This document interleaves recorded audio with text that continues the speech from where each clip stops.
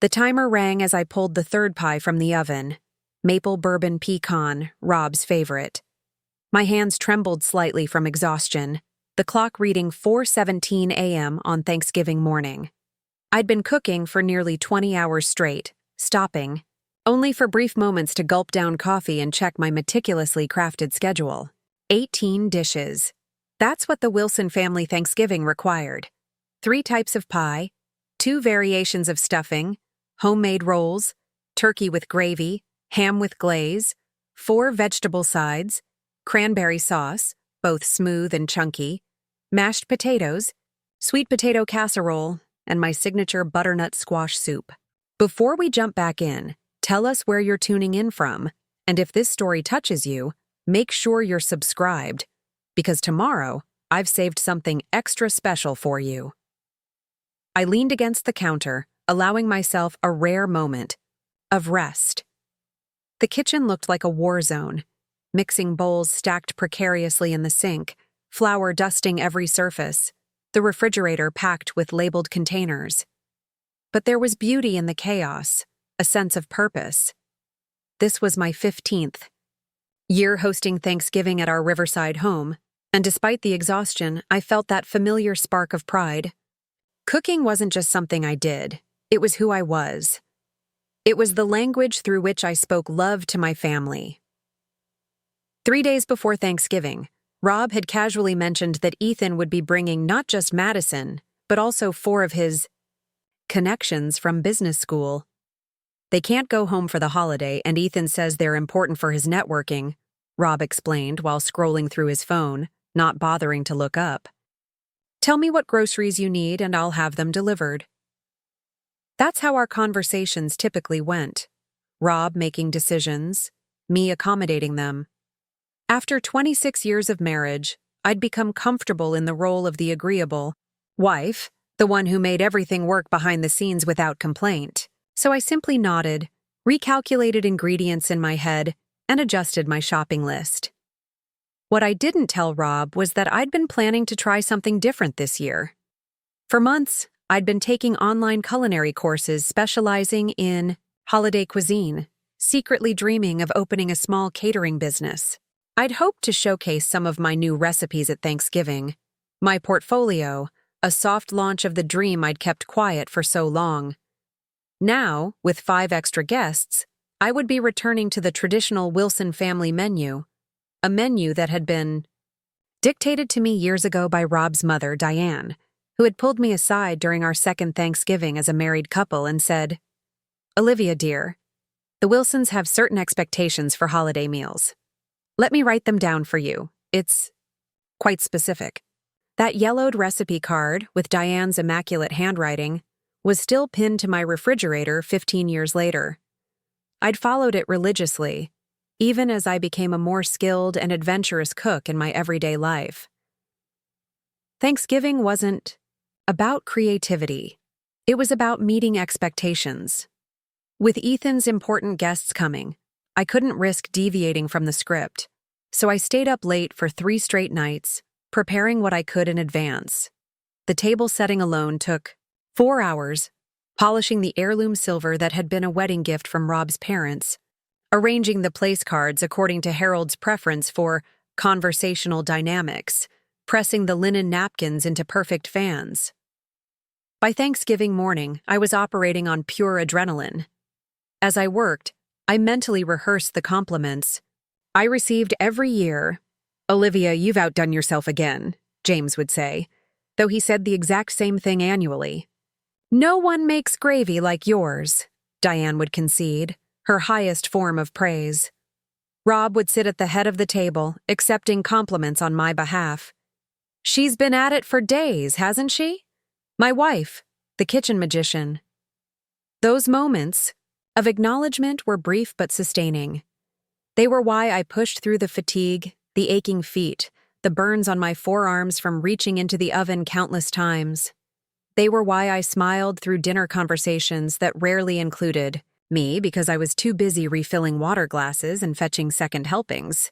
At 5:30 a.m., I finally crawled into bed beside Rob, who was snoring softly, undisturbed by my absences throughout the night. I set my alarm for 8 a.m., barely 2 hours of sleep, but I needed to start the turkey promptly. As I drifted off, I thought about Ethan bringing Madison and his connections. My son had graduated from his MBA program 6 months ago and landed a position at a prestigious consulting firm. I was proud of him, even if he rarely called except to ask for my cranberry sauce recipe or advice on removing wine stains from dress shirts. The alarm jolted me awake, and I slipped out of bed while Rob continued sleeping. I showered quickly, applied light makeup to hide the dark circles under my eyes, and dressed in the burgundy sweater and black pants I'd laid out days ago, festive but practical for cooking.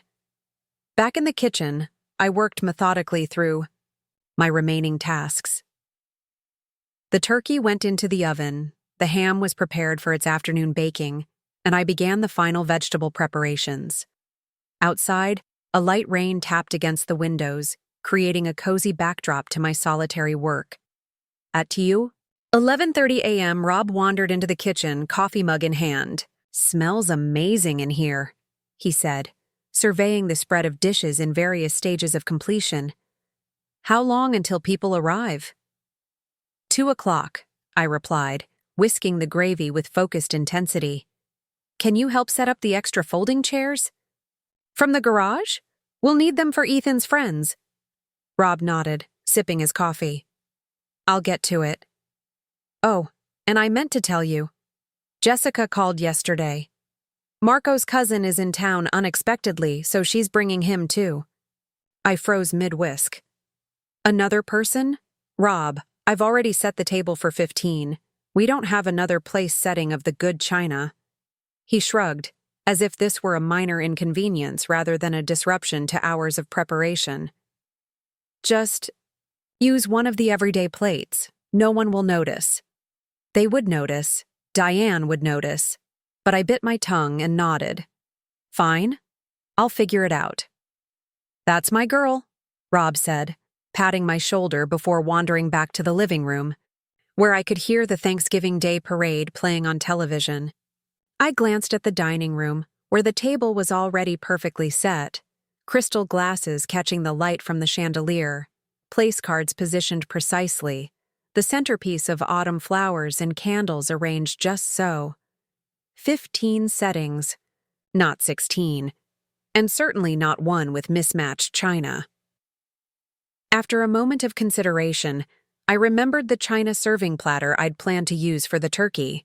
It was part of the same set and could function as an oversized plate. I'd serve the turkey on our everyday platter instead. It wasn't ideal, but it would maintain the visual harmony of the table. I'd have to rearrange the place cards and squeeze in another chair, but it could work. It had to work. By the time I heard the first car pull into the driveway at 1:45 p.m., I was putting the finishing touches on the tablescape and had just changed into my hosting outfit, a festive burgundy dress that complemented the dining room's color scheme. I'd managed only a few bites of toast throughout the day, but adrenaline kept me going. Harold and Diane were the first to arrive, 15 minutes, early as always. Diane swept into the house, her critical eye immediately scanning the entryway for dust or disarray. "Olivia, dear," she said, air-kissing my cheeks. "The house looks acceptable. I brought my cranberry sauce just in case. You know Harold prefers it with a bit more orange zest than you usually add." I accepted the container with a tight smile, knowing full well it would sit untouched in the refrigerator. My cranberry sauce, both varieties, had already been prepared according to her exact specifications. "Thank you, Diane. How thoughtful." Harold followed behind, handing me a bottle of wine without making eye contact. "Where's Robert?" "In the living room," I replied, but he was already walking past me, headed toward the sound of the football game that had replaced the parade. The rest of the family arrived in quick succession. James and Megan with their teenage twins, Jessica, and Marco with their elementary-age daughters, and Marco's cousin Miguel, and finally, Ethan. My heart lifted at the sight of my son, tall and handsome in a navy blazer. He hugged me briefly, his attention clearly elsewhere. "Mom, this is Madison," he said, gesturing to a stylish young woman with sleek blonde hair. "And these are my colleagues from Anderson Consulting, Paul, Vince, Aiden, and Stephanie." I greeted each of them warmly, taking their coats and directing them to the living room where appetizers were laid out. Madison handed me a bottle of wine with a polite smile.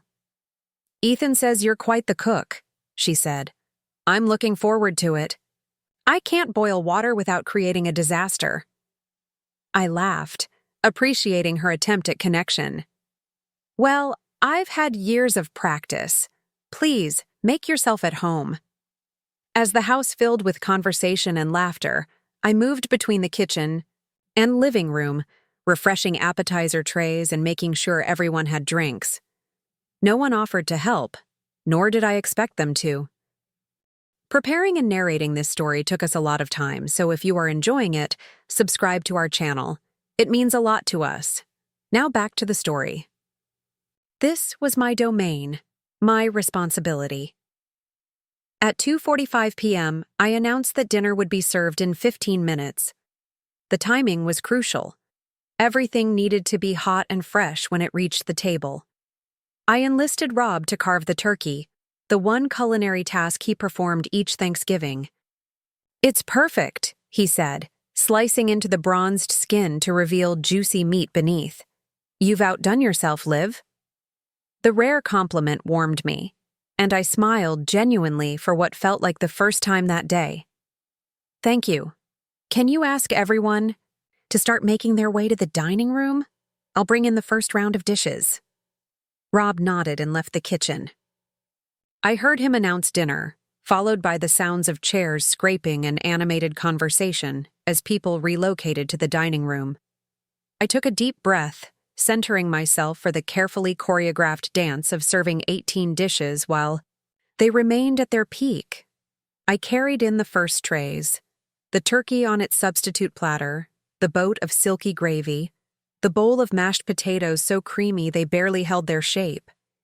Each dish was met with appreciative murmurs as I placed them on the table, moving quickly to bring in the remaining items before anything cooled. On my fourth trip from the kitchen, balancing the heritage green bean casserole and the maple-glazed carrots, I noticed something odd. All 16 chairs were occupied. People were passing dishes, filling their plates, the conversation flowing without interruption. My place setting, which I'd positioned at the end opposite Rob, was gone. I stood frozen for a moment, trying to understand. Then I spotted my china, my napkin, my glass, redistributed among the table to accommodate Miguel and Ethan's extra guests.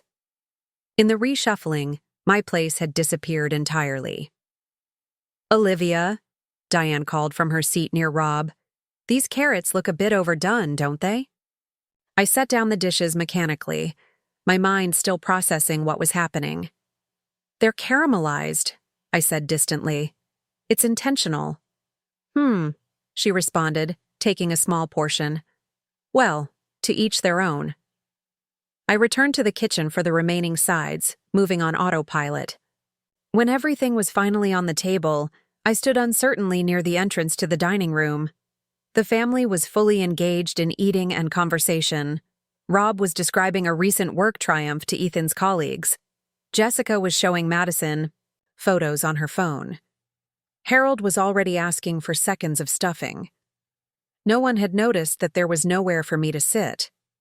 After a moment of hesitation, I approached Rob and leaned down to whisper, "There's no chair for me." He glanced up, momentarily confused, then looked around the crowded table. "Oh?" he said, his brow furrowing slightly. "That's odd. Can you grab one of the bar stools from the kitchen? We're all pretty squeezed in here already." I nodded and retreated to the kitchen, a strange numbness spreading through me. I pulled a bar stool to the very corner of the dining room, perching awkwardly at an angle to the table, unable to actually reach any of the food without standing. From this position, I was effectively removed from the conversation, an observer, rather than a participant. No one commented on my strange location. No one offered to make room. Madison glanced at me once with a slightly puzzled expression, but was quickly drawn back into conversation with Ethan. I watched as they enjoyed every dish I had labored over. I heard the compliments exchanged, the requests for recipes, the declarations that this was the best Thanksgiving ever. And through it all, I sat on my bar stool, forgotten at the feast I had created. When Rob finally turned to me, it wasn't to check if I was comfortable or had been able to eat. "Liv, can you bring out some more gravy? We're running low." I rose, without a word, and went to the kitchen. Standing at the counter, I stared at the gravy boat I was refilling, and something inside me shifted. A clarity I hadn't experienced in years suddenly washed over me. I had spent 20 hours cooking 18 dishes. I had pressed every napkin, polished every fork, planned every detail of this meal. And yet, here I was, without even the dignity of a proper seat at the table. For the first time, I saw my marriage, my family, my entire life with painful clarity. I wasn't a cherished wife and mother. I was the help, the invisible foundation upon which everyone else's comfort was built. I carried the gravy boat back to the dining room and set it down beside Rob. Then, without announcement, I walked out the front door into the chilly November afternoon. No one called after me. No one even noticed I had left. I stood on our porch, the rain having stopped but leaving everything damp and glistening. The enormous wreath I'd handcrafted for our front door hung beside me, its autumn colors blurring as tears filled my eyes. 15 years of Thanksgivings, 26 years of marriage, a lifetime of making myself smaller, less important, more convenient. My phone buzzed in my pocket, not someone from inside looking for me, but a text from my Aunt Ellie. "Happy Thanksgiving, my dear. Hope you're not working too hard today. Remember to save some joy for yourself." Ellie, my mother's sister, had always seen me more clearly than anyone. After my parents died in a car accident 10 years ago, she had become my only real family, beyond the Wilsons. She lived 2 hours away in Redwood Valley, in the small cottage where my mother had grown up, and though we didn't see each other often, her text messages always seemed to arrive at exactly the right moment.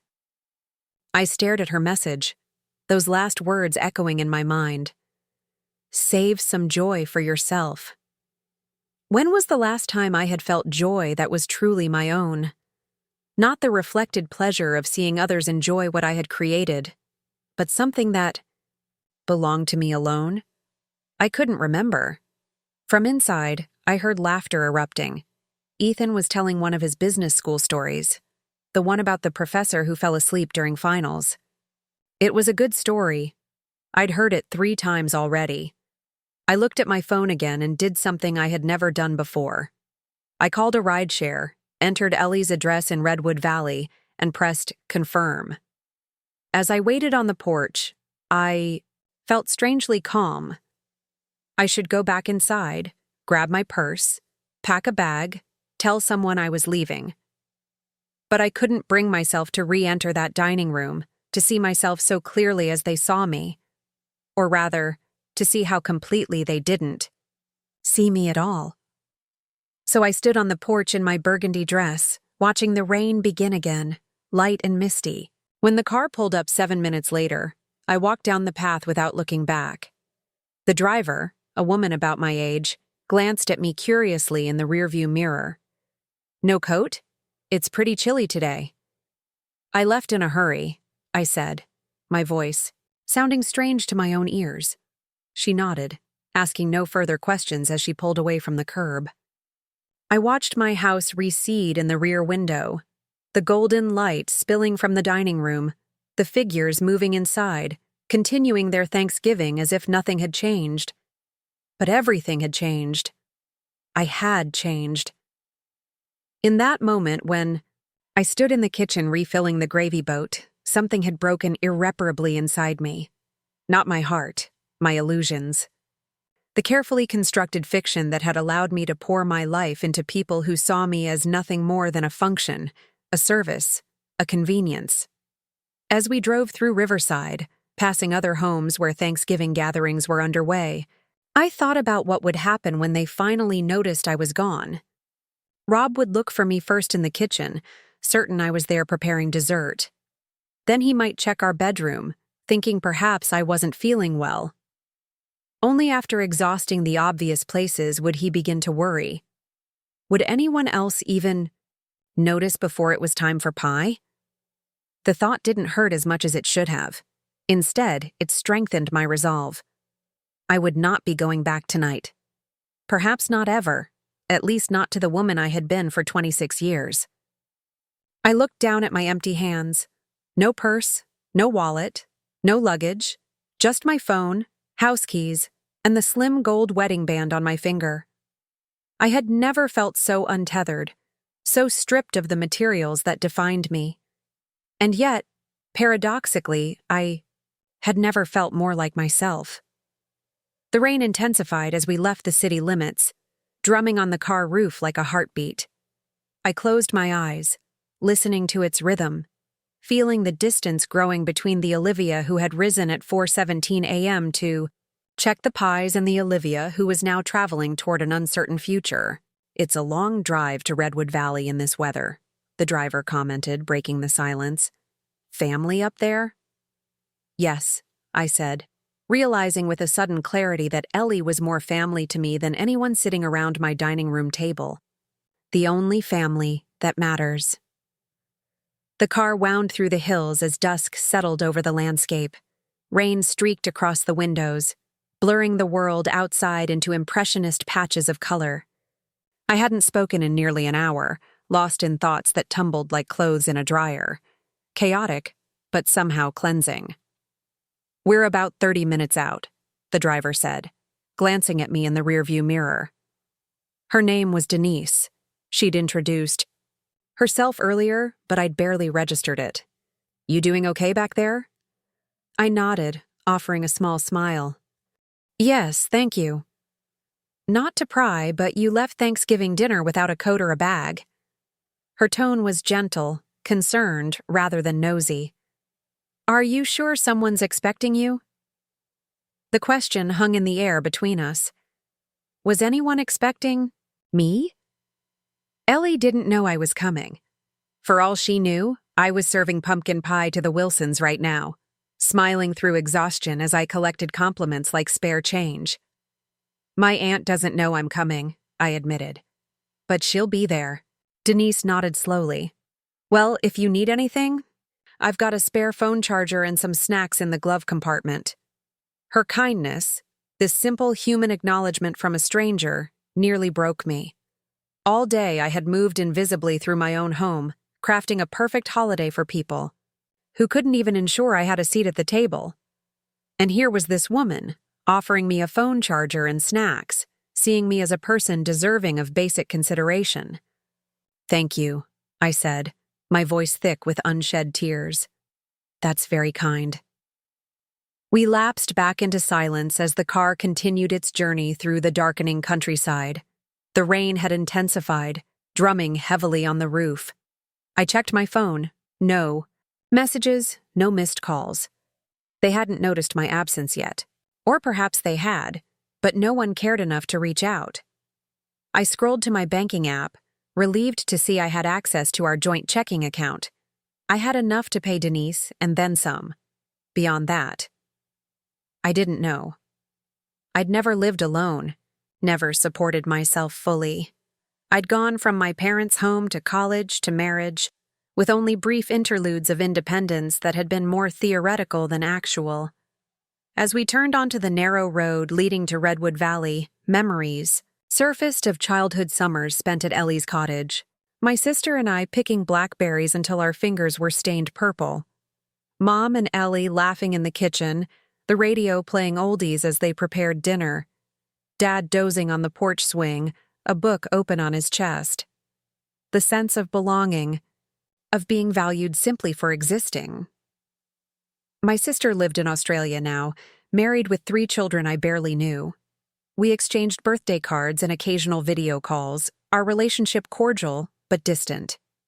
She had escaped the gravitational pull of family obligation, creating a life thousands of miles from what was expected of her.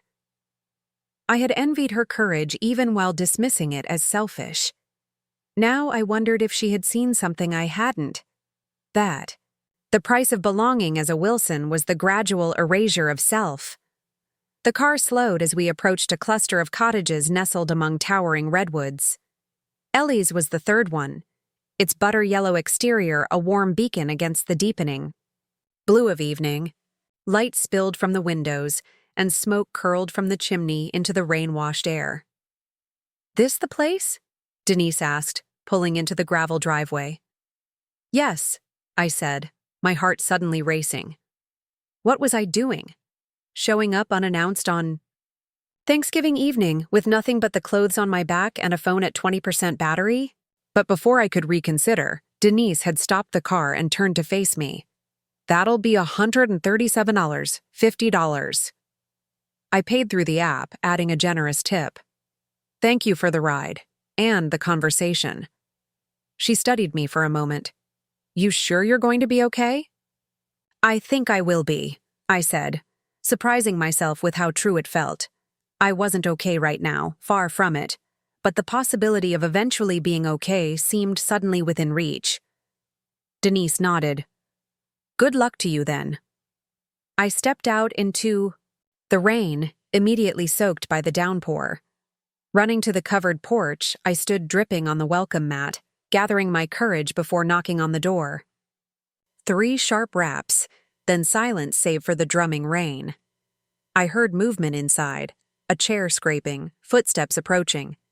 Then the door swung open, revealing Ellie in a floral apron, her silver hair pulled back in its usual messy bun, reading glasses perched on her nose. Her eyes widened in shock. "Olivia, what on earth?" "I left them," I said simply, water streaming down my face, mixing with tears I hadn't realized I was crying. "I just walked out." Ellie didn't hesitate. She pulled me into a fierce hug, unconcerned about her clothes getting wet. "Oh, my darling girl," she whispered into my hair. Come in right now." She ushered me inside, the familiar scent of her cottage, books, cinnamon, and wood smoke, enveloping me. The living room was cozy and cluttered in the best way, with books stacked on every surface, a fire crackling in the stone hearth, and her ancient tabby cat, Oscar, watching curiously from his perch on the window seat. "You're soaked through," Ellie said, already moving toward the bathroom. "Let's get you into something dry. Then we'll talk." I followed numbly, emotion and exhaustion finally catching up to me. Ellie pulled out fluffy towels and a set of flannel pajamas that had belonged to my mother, kept in the guest room for visits I rarely made. "Change. I'll make tea," she instructed, closing the door to give me privacy. Alone in the small bathroom, I caught sight of myself in the mirror and barely recognized the woman staring back. My carefully applied makeup had washed away in the rain, dark circles prominent beneath my eyes. My burgundy dress clung to me, waterlogged and ruined. But it was my expression that gave me pause, a mixture of shock, grief, and something else. Something almost like relief. I peeled off the sodden dress, dried myself with Ellie's soft towels, and slipped into my mother's pajamas. They smelled faintly of lavender, the scent Ellie used in her linen closet, just as my mother had. I finger-combed my wet hair, removed my wedding ring, and placed it on the sink's edge. Then I took a deep breath and rejoined my aunt. Ellie had set up a tray near the fire, a teapot covered with a knitted cozy, 2 mugs, a plate of shortbread cookies, and a small glass of amber liquid that I suspected was the whiskey she reserved for medicinal purposes. "Sit," she said, patting the couch beside her. "Drink this first." She handed me the whiskey. I took a small sip, the liquor burning a warm path down my throat. "Thank you." "Now," Ellie said, pouring tea into the mugs. "Tell me what happened." The story spilled out of me in a rush, the endless cooking, the extra guests, the missing. Chair, the moment of clarity that had propelled me out the door. Ellie listened without interruption, her face growing increasingly troubled. So I just left, I concluded, cradling the warm mug between my hands. No goodbye, no explanation. I called a rideshare and came here. Ellie was silent for a long moment, adding more whiskey to my tea before speaking. They didn't save you a seat at your own Thanksgiving table. It wasn't a question, but a flat statement of disbelief. They didn't even notice there wasn't room. For me, I corrected softly. That's what made me realize.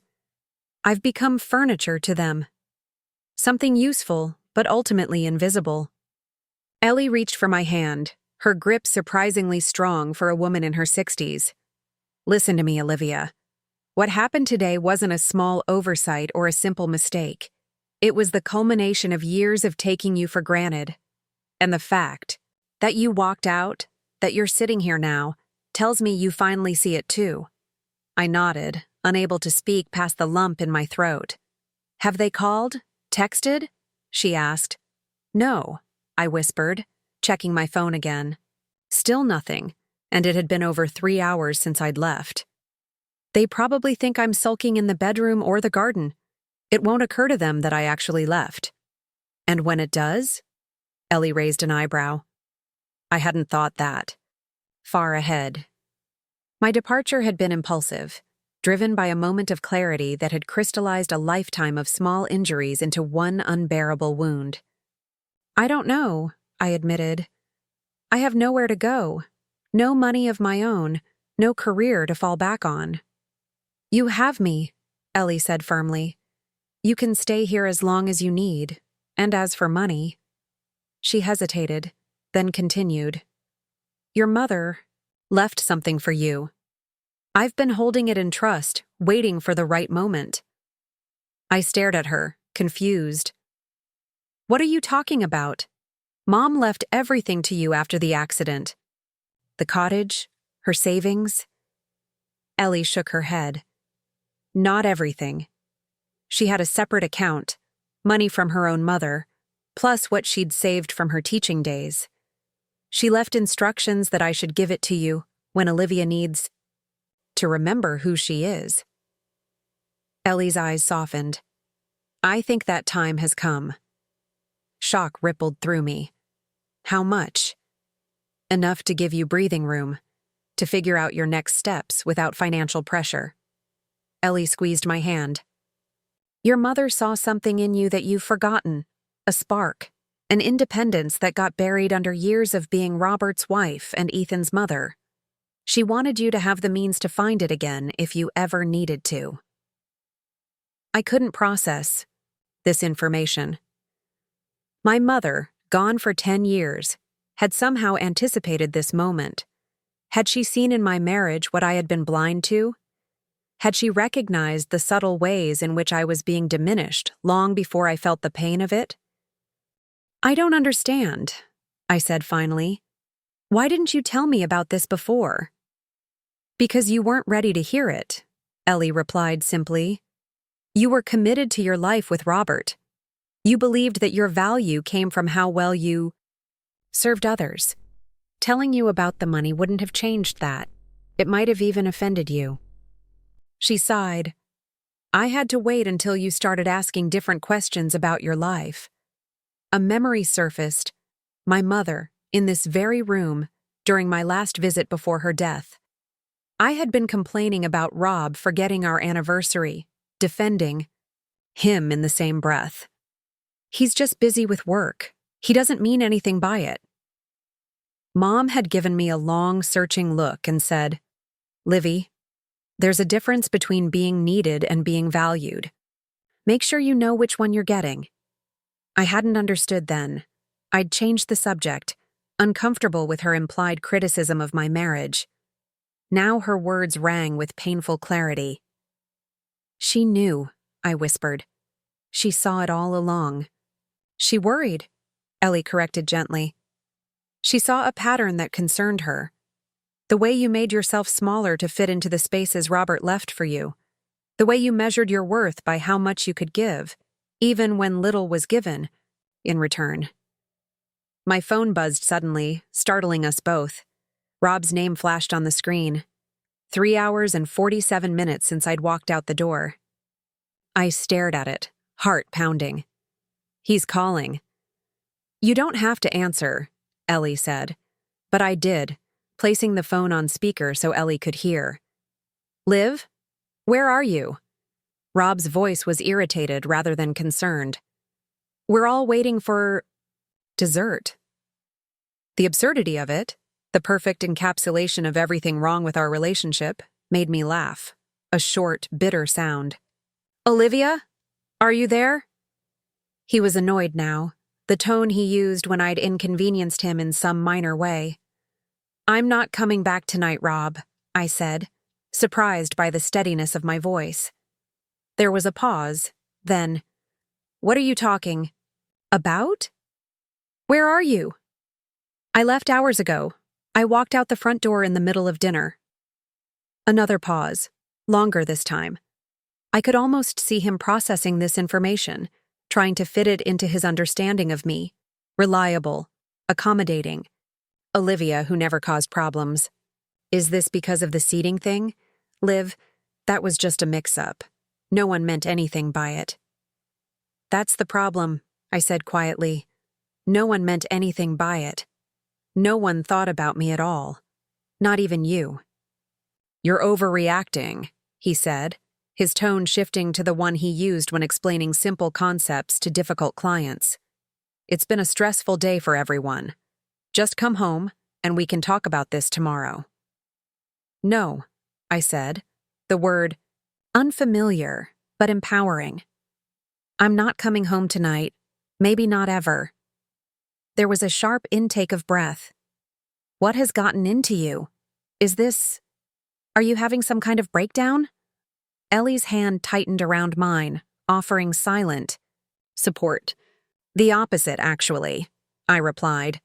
For the first time in years, I'm seeing things clearly. Do you know what I realized today, Rob?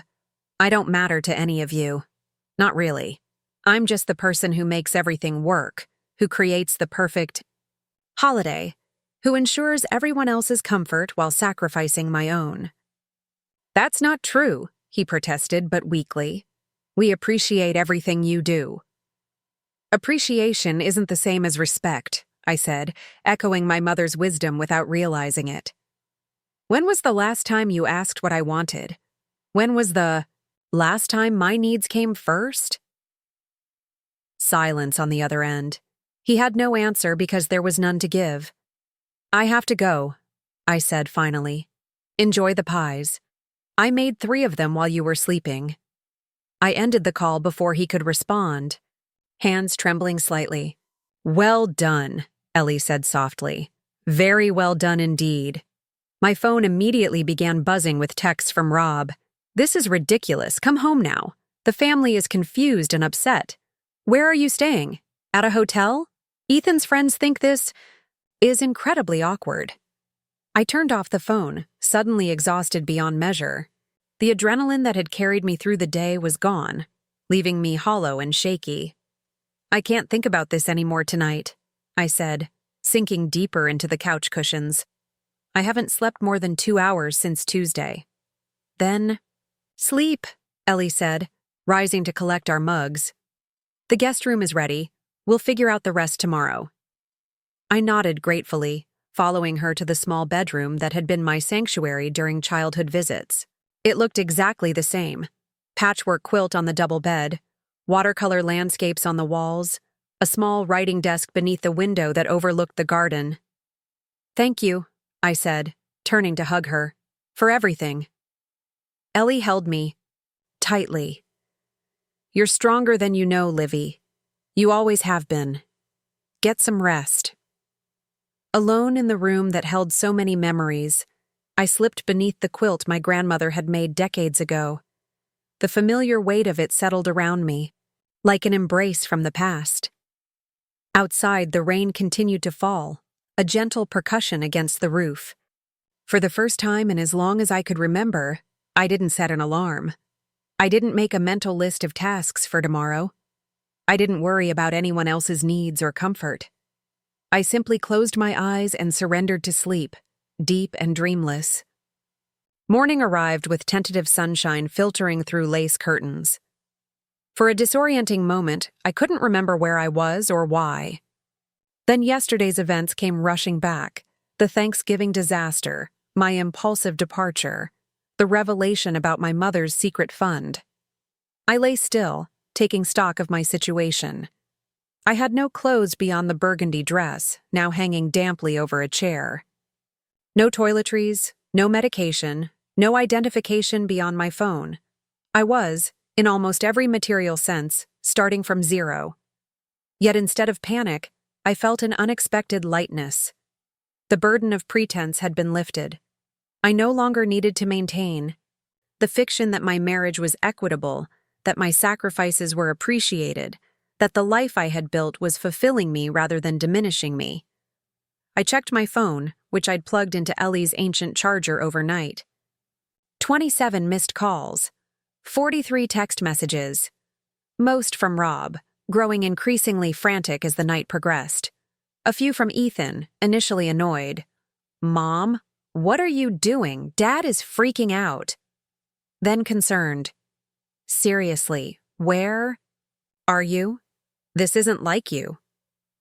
Nothing from anyone else. Not Diane or Harold, not Jessica or James, not even Madison, who had seemed the most aware of my discomfort at the table. I scrolled through Rob's messages, watching his tone evolve from irritation to alarm to a strange, unfamiliar pleading. 10:17 p.m. This is childish and embarrassing. 11:42 p.m. I've called everywhere. Where the hell are you? 1:03 a.m. Please just let me know you're safe.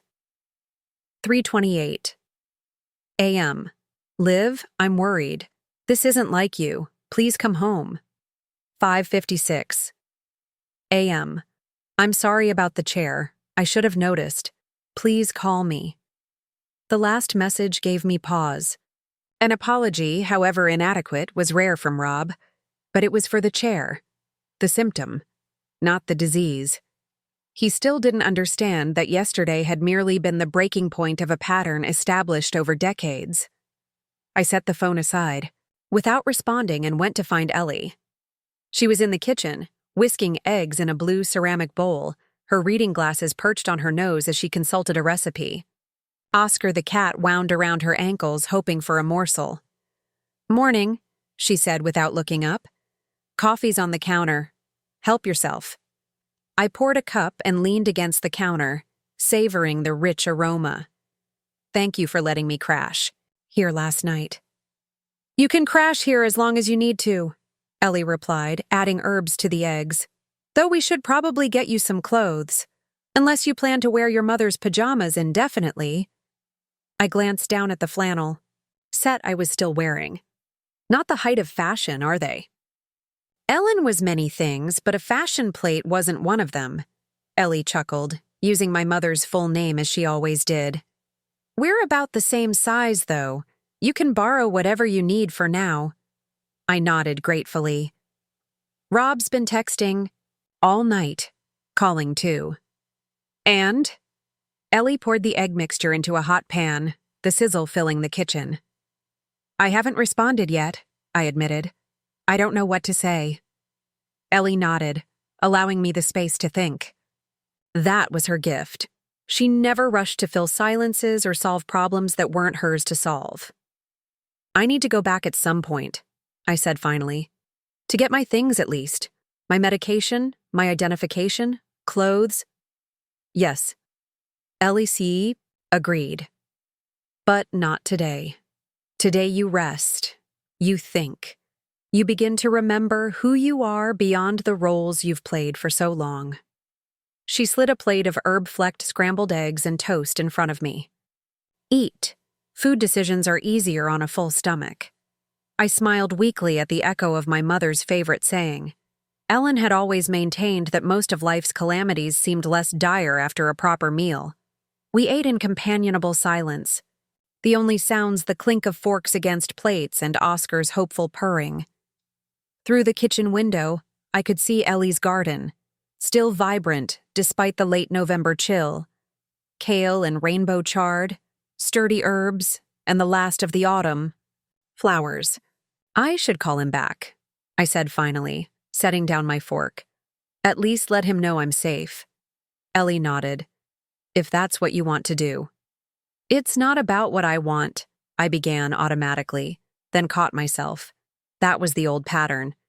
Speaking, prioritizing others' needs, considering my own desires selfish or secondary. Actually, yes, it is about what I want, I corrected. And I want space. Time to think without his voice in my head telling me I'm overreacting or being ridiculous. Then that's what you should take, Ellie said simply. You don't owe anyone an immediate response, Olivia, not even your husband. The word husband hung in the air between us, suddenly strange and cumbersome. What if? I started, then swallowed hard. What if I don't want to be married anymore? Saying it aloud was terrifying, like stepping off a cliff without knowing how far the drop might be. 26 years of marriage, an entire adult life built around one relationship, one identity, Robert Wilson's wife. Ellie set down her coffee cup and met my gaze directly. Then you get divorced. It happens every day. The world doesn't end. You build a different life. Her matter-of-factness was both comforting and disorienting. In the Wilson family, divorce was spoken of in hushed tones, as though it were a rare and shameful disease rather than a common human experience. Harold's sister had divorced decades ago and was still referred to as poor Judith at family gatherings, despite her seemingly happy second marriage and successful career. I don't even know if that's what I want, I said truthfully. I just know I can't go back to the way things were. Something has to change, fundamentally change. Then that's where you start, Ellie said. Not with answers, but with boundaries. What are you no longer willing to accept? What do you need that isn't negotiable? I thought about this, really thought about it, perhaps for the first time in my adult life. What did I, Olivia Wilson, need to feel whole and valued? I need to be seen, I said slowly. Not for what I do for others, but for who I am. I need my contributions to be acknowledged, not expected. I paused, struggling to articulate the core of my discontent. You need reciprocity, Ellie suggested gently. A true partnership, not a one-sided service arrangement. Yes, I said, relief flooding through me at having the nebulous feeling named. That's exactly it. I've been treating my marriage like a job, one where I'm constantly on probation, always trying to prove my worth through perfect performance. Ellie reached across the table and squeezed my hand. That's not a marriage, sweetheart. That's a hostage situation. I laughed despite myself, a short, surprised sound. It's not that bad, Ellie, isn't it? She challenged. You left your Thanksgiving dinner in nothing but a dress, in the pouring rain, without even grabbing your purse. That's not a rational decision. It's an escape.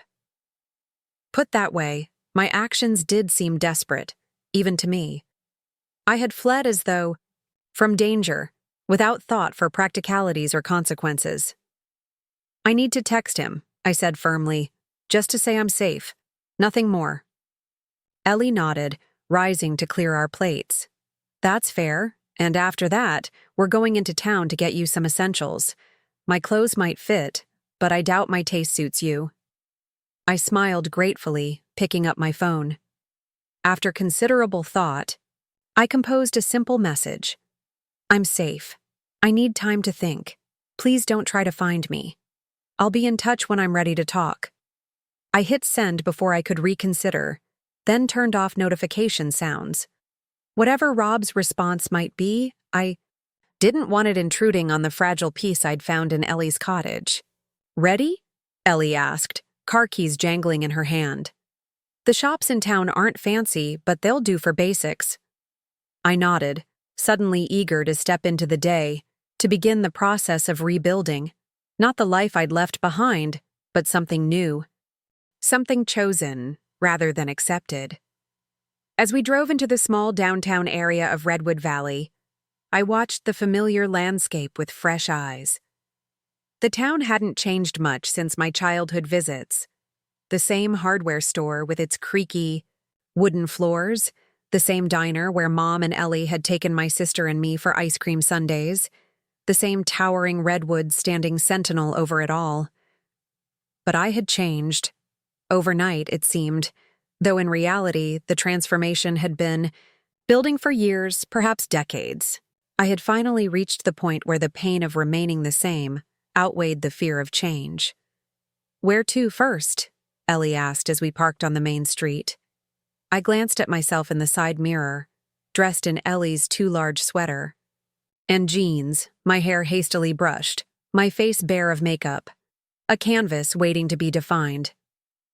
"Anywhere," I said, smiling at my reflection. "Let's just start somewhere and see where it takes us." 3 days after Thanksgiving, I woke in Ellie's guest room to the sound of rain pattering against the window. I lay still for a moment, orienting myself in this new reality. The bedside clock read 7:42 a.m., and I marveled at how late I'd slept. At home, at Rob's house, I corrected myself. I would have been up since 5, preparing breakfast, organizing the day's tasks, ensuring everyone else's needs were met before even considering my own. Here, in the quiet of Ellie's cottage, time moved differently. The urgent press of obligation had lifted, replaced by a strange, unfamiliar lightness. I could simply be, without the constant performance of service. I reached for my phone, a habit I was trying to break. Rob had called 17 times yesterday. I'd answered once, late in the evening, a brief conversation that had left me drained.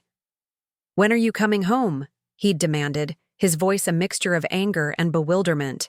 "This has gone on long enough, Olivia." "I'm not ready," I'd replied, sitting on Ellie's porch swing, watching darkness settle over the garden. "Not ready?" He'd sounded genuinely confused. "What does that even mean? You have responsibilities here. The house is a mess. Ethan is worried. Sick." That had struck me as unlikely. Ethan had sent only 2 text messages since my departure, both perfunctory. "Mom, where are you?" And "Dad's freaking out. Call him." "I need space, Rob," I'd said, the words still unfamiliar on my tongue. "Time to think about what I want." "What you want?" His tone had shifted from confusion to incredulity. "Since when do you talk like this? I think you're having some kind of breakdown, Liv. Maybe hormonal. Have you seen a doctor recently?" And there it was, the dismissal, the reduction of my legitimate feelings to a medical or emotional aberration. Classic Rob, unable to conceive that my dissatisfaction might be rational, might be based in reality rather than some deficiency in me. "I'm perfectly fine," I'd said, a new firmness in my voice. "I'm just finally seeing our marriage clearly." "And what exactly do you see?" he'd asked, defensiveness creeping in. "Inequality. Years of it. Me giving and you taking. Me accommodating and you demanding. Me shrinking to fit the space you allowed." The silence that followed had been heavy, broken only when he'd said, much more quietly, "That's not fair." "No," I'd agreed. "It wasn't fair at all." I'd ended the call then, promising to be in touch when I was ready, knowing it might be a while. Now I scrolled through the messages that had accumulated overnight. 5 from Rob, growing increasingly frustrated. 1 from Diane, my mother-in-law, that made my blood pressure spike. "Olivia, this behavior is completely unacceptable. Robert is beside himself, and frankly, so are we all. Whatever midlife crisis you're experiencing needs to be handled privately, not turned into a public spectacle. Harold and I are extremely disappointed."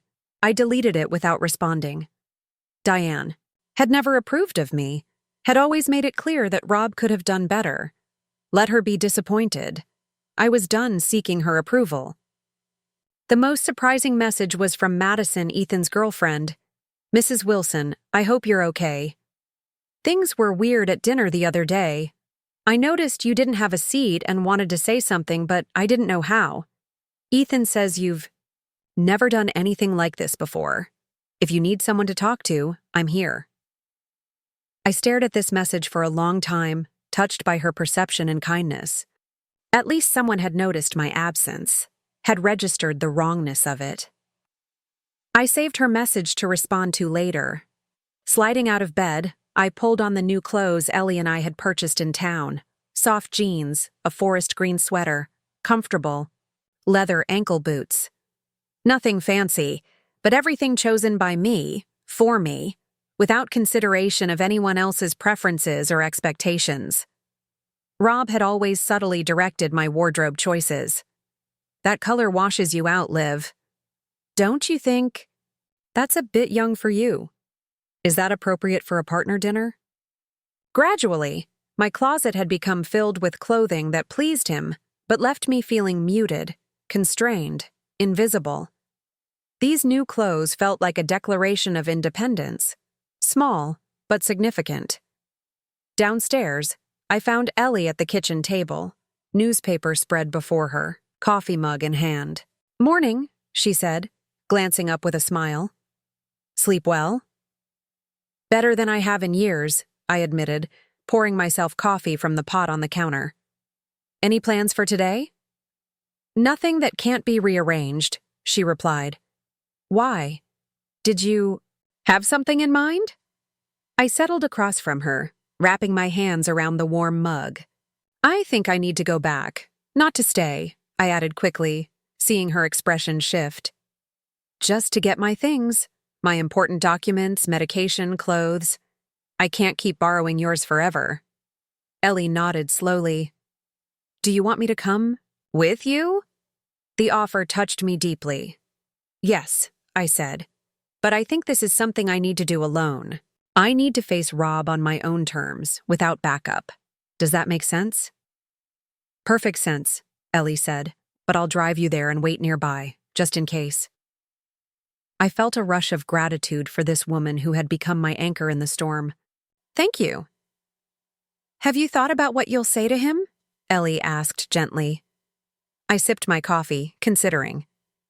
"Not exactly. I know I'm not ready to make permanent decisions yet. But I also know I can't go back to how things were." "That's a good place to start," Ellie said. "Being clear about what you don't want, even if you're still figuring out what you do want." After breakfast, I borrowed Ellie's phone to call a locksmith. If I was going to retrieve my belongings from the house, I wanted the option to secure them elsewhere. The storage facility on the edge of town had units available immediately. As Ellie drove me toward Riverside, anxiety tightened my chest. I was returning not as Rob Wilson's wife, the accommodating homemaker, but as Olivia, a woman reclaiming pieces of herself that had been subsumed by marriage and motherhood. "You okay?" Ellie asked, noting my silence as we approached the familiar streets of my neighborhood. "Nervous," I admitted, but determined. She reached across to squeeze my hand. "Remember, you can leave any time. You don't owe him any explanations beyond what you choose to give." We pulled up a block from my house. Rob's house, I corrected again mentally. The colonial facade looked exactly the same as it had 3 days ago, yet everything had changed. "I'll be at the coffee shop around the corner," Ellie said as I got out. "Call if you need anything, and Olivia—" She paused, her expression serious. "You're stronger than you know." With those words bolstering me, I walked the short distance to the house, each step both a return and a departure. The key felt heavy in my hand as I unlocked the front door. The entryway was dim, curtains still drawn despite the late morning hour. The house had a neglected feel, as though no one had bothered to maintain it in my absence. Dishes were piled in the sink. Thanksgiving decorations still hung limply, remnants of a celebration that had become a turning point. I moved quietly, listening for signs of Rob's presence. His car had been in the driveway, so I knew he was home. I found him in the living room, sprawled on the couch in the same clothes he'd worn yesterday, staring blankly at the muted television. He looked disheveled, unshaven, older somehow. My absence had affected him visibly, though whether from genuine distress or the inconvenience of having to fend for himself, I couldn't tell. He started when he saw me, jumping to his feet. "Liv," he said, relief washing over his features. "Thank God. I've been out of my mind." "I'm just here to get some of my things," I said, keeping my voice steady, maintaining distance between us. His expression darkened. "What do you mean, get your things? You're coming home." The statement, not a question, but a declaration, of what he expected to happen, crystallized everything wrong with our relationship. Rob didn't ask. He decided. He didn't collaborate. He dictated. "No, Rob, I'm not," I said, surprised at how calm I felt. "I'm staying with Ellie for now." "With Ellie?" His tone was dismissive. "She's filling your head with nonsense, isn't she? This isn't like you, Liv. You don't just walk out on Thanksgiving and disappear for days." "That's just it," I replied. "You think you know who I am, but you only know the version of me that you've shaped over the years. The woman who accommodates, who never complains, who puts herself last." He ran a hand through his hair, frustration evident. "That's ridiculous. I've never asked you to put yourself last." "You didn't have to ask," I said quietly. "It was expected. And when I failed to meet those expectations, there were consequences. Your disappointment, your parents' judgment, the subtle withdrawal of affection." Rob's face flushed. "So this is about the chair? About Thanksgiving?" I said I was sorry about that. It was a mistake, not some grand statement about your value. "It wasn't a mistake," I countered.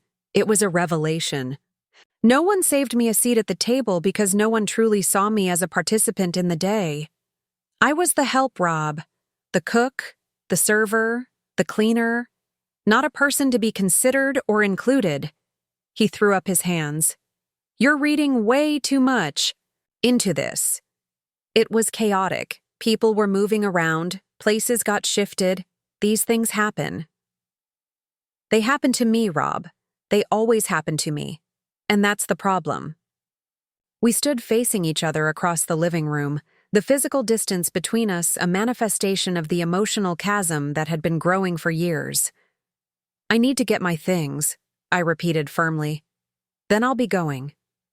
"And what about us?" he demanded. "What about our marriage? You're just throwing away 26 years over a seating arrangement?"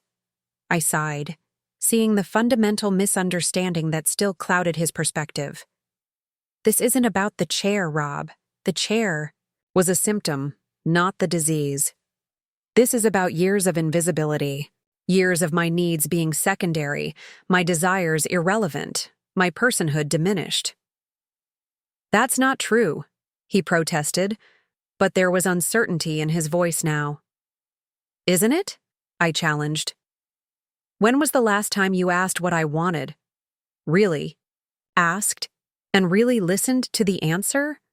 When was the last time you saw me struggle and stepped in without being prompted? When was the last time I felt truly seen by you?" He opened his mouth to respond, then closed it again. The silence that stretched between us was answer enough. "I'm going upstairs," I said finally. "I'll take what I need for now and arrange to come back for the rest when you're not here." "Olivia, wait," he said, moving toward me, his hand outstretched. "We can work this out. Go to counseling or something. You can't just end our marriage." I stepped back, maintaining the distance. "I'm not making any permanent decisions today. I'm just creating space to figure out what I want, what I need. And right now, what I need is time away from you." His expression hardened. "And what about what I need? Have you thought about that at all? The house is a disaster. I have the Petersons coming for dinner next week. A dinner I promised them you would cook. Ethan needs help with his apartment hunting. There it was, the real concern, not my well-being or the state of our relationship, but the inconvenience my absence caused him, the functions I would no longer perform. You'll have to figure those things out, I said simply. I'm sure you're capable if you try. Leaving him standing in the living room, I climbed the stairs to our bedroom. Everything looked exactly as I'd left it on Thanksgiving morning. My side of the bed still neatly made, my robe hanging on the bathroom door, my reading glasses on the nightstand. I moved efficiently, pulling out 2 suitcases from the closet. Into them went essential clothing, toiletries, my medications, the family photo albums I'd meticulously maintained over the years, and the small keepsakes that held personal meaning, my mother's antique brooch, the collection of beach glass from family vacations, the handmade cards Ethan had given me when he was small. In the home office, I located my important documents: birth certificate, social security card, passport, the deed to the small plot of land my parents had left me in northern Wisconsin. I found my diploma from the culinary program I'd completed before marriage, still in its original leather folder, never displayed. As I packed, I felt Rob watching from the doorway, his silence heavy with unasked questions. I'm not taking anything. That isn't clearly mine, I said without looking up. The rest can be sorted out later. This is insane, he said finally. You're having some kind of breakdown, and instead of getting you help, I'm supposed to just let you walk out? I closed the suitcase and turned to face him. That's exactly the problem, Rob. You still think this is about you letting me do something. As if I need your permission to make choices about my own life. That's not what I meant, he backpedaled. It's exactly what you meant, I countered. And it's how you've always thought. You've seen yourself as the authority in this relationship, the decision maker, and I let you, for years. But I'm done with that dynamic. Completely done. I wheeled the suitcases past him into the hallway, pausing at the top of the stairs. I'll text you when I'm ready to come back for the rest of my things. Please don't try to contact me until then. You can't just disappear, he said, anger edging into his voice. We have joint accounts, shared responsibilities. I'll make arrangements for the bills to be paid, I assured him. But I need space, Rob. Real space without your demands or expectations. And what am I supposed to tell people? He demanded. Diane keeps calling. The Petersons are expecting us for brunch Sunday. What do I say? I shrugged, a gesture of freedom. Whatever you want. The truth might be refreshing. Olivia finally realized she deserves better than what I've been giving her, so she left. His face darkened. That's not fair. Neither was our marriage, I replied, starting down the stairs. He followed, his voice rising. So that's it? 26 years down the drain because you had some epiphany over a missed chair? I reached the bottom of the stairs and turned to look up at him, seeing him clearly perhaps for the first time in decades. No, Rob. 26 years of lessons learned, some of them harder than others. I don't regret our marriage. I regret that it took me this long to value myself enough to question it. Before he could respond, the doorbell rang. We both froze, neither of us expecting visitors. Rob moved to answer it, revealing Ethan standing on the porch, hands shoved in his pockets, expression tense. Ethan, Rob said, relief evident in his voice. Thank God. Maybe you can talk some sense into your mother. Ethan stepped inside, his gaze moving between us, taking in the suitcases at my feet. What's going on? Are you leaving? Already left, I corrected gently. I'm just picking up some things I need. Because of Thanksgiving? Ethan asked, confusion creasing his brow. Mom, it was just a crazy day with too many people. No one meant to exclude you. The fact that he knew about the chair situation surprised me. Rob must have explained it to him, which meant Rob understood more than he was admitting. It's not just about Thanksgiving, I said, setting down the suitcase I'd been holding. It's about realizing that I've built my entire life around making everyone else comfortable, often at the expense of my own needs and dreams. Ethan shifted uncomfortably. But that's what families do, right? Support each other, make sacrifices? Yes, I agreed. But the sacrifices should be reciprocal. The support should flow in all directions. That hasn't been my experience in this family. Rob made a sound of protest, but I continued, addressing Ethan directly. When was the last time you asked about my day, my interests, my dreams? I asked gently. When was the last time either of you considered what I might want before making plans that affected me? Ethan flushed, guilt flickering across his features. I don't know. I guess I assumed you were happy with things as they were. Because I never complained? I suggested. Because I always accommodated? That wasn't happiness, Ethan. That was resignation. An uncomfortable silence descended, broken only when Rob cleared his throat. This is ridiculous. Ethan, help me talk some sense into her. Ethan looked between us, clearly torn. Then, surprisingly, he said, Dad, I think Mom has a point. Rob's head snapped up. What? Madison mentioned it on the drive home, Ethan admitted. She said it was weird how everyone just expected Mom to serve and clean up, how no one offered to help. She asked if it was always like that, and I realized, yeah, it kind of is. I felt a rush of unexpected gratitude toward Madison, this young woman who had seen what my own family had been blind to. I'm not saying I was perfect, I told Ethan. I participated in creating these dynamics. I allowed myself to be sidelined, to be taken for granted. That's on me, and I'm working to change it.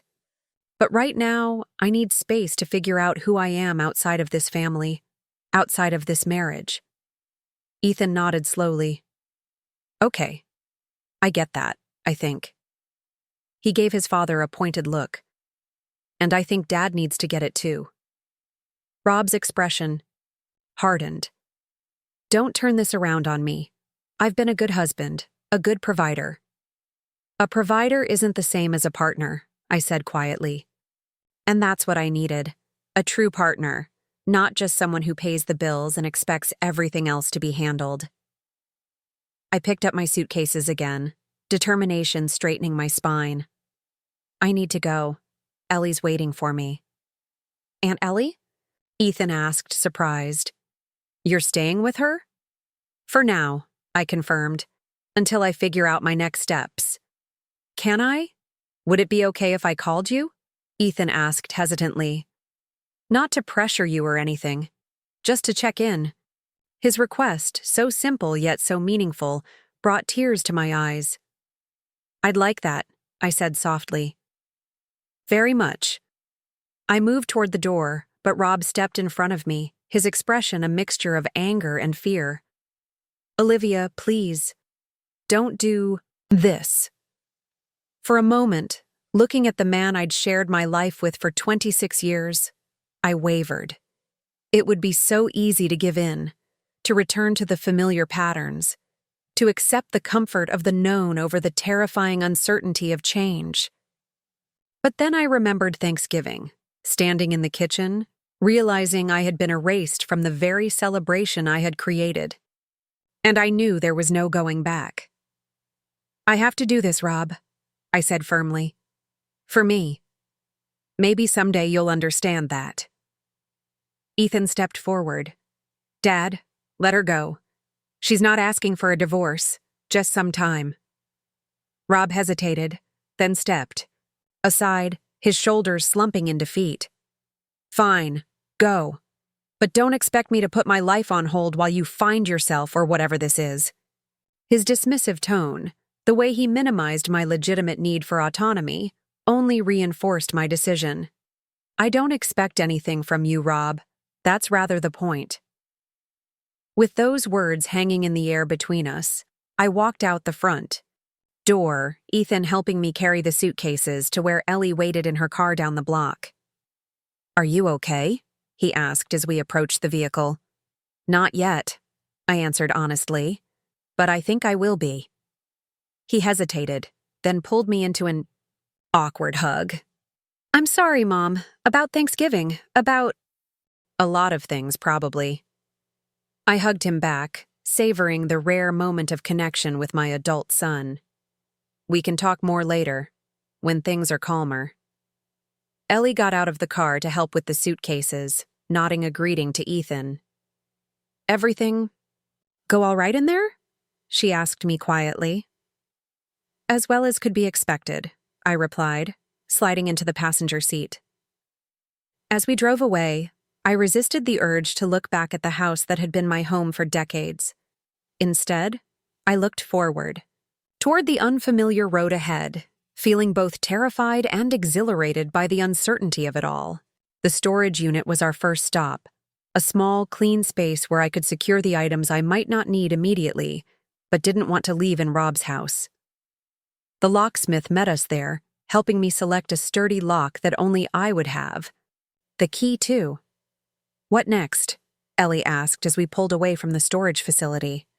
I checked my watch, barely noon, yet it felt as though days had passed since morning. "Lunch," I decided. "I'm starving." Ellie smiled. "A woman who knows what she wants? I like it." We found a small cafe in downtown Riverside, a place I'd often admired but never visited.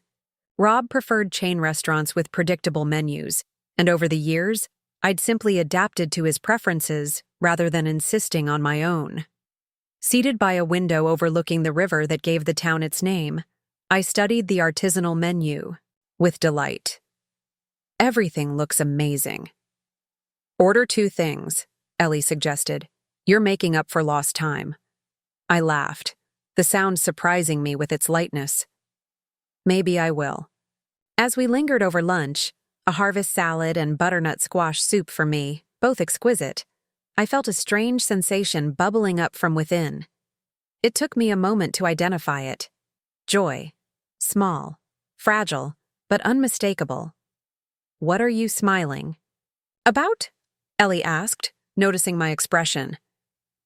"I'm just realizing," I said slowly, "that for the first time in decades, I'm making choices solely based on what I want.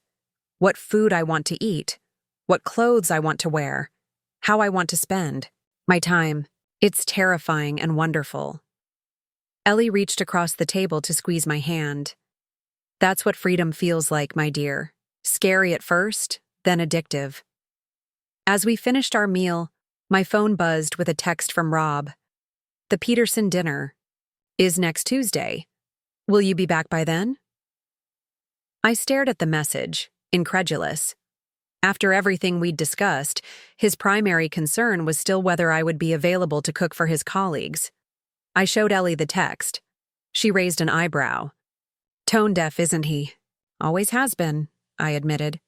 "I just didn't let myself see it for what it was." "And how will you respond?"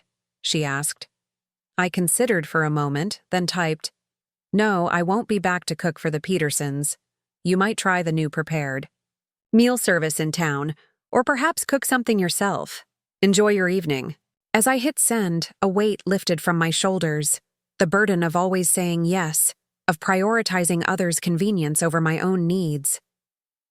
"That felt good," I said, putting the phone away. Ellie grinned. Independence usually does. After lunch, we walked along the riverfront, the December air crisp but not unpleasant. The town was decorated for Christmas, white lights twinkling in shop windows, evergreen garlands draped along the historic lampposts.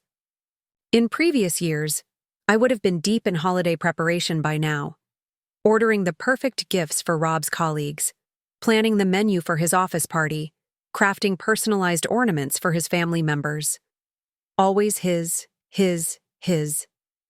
Never mine, never ours. "What are you thinking?"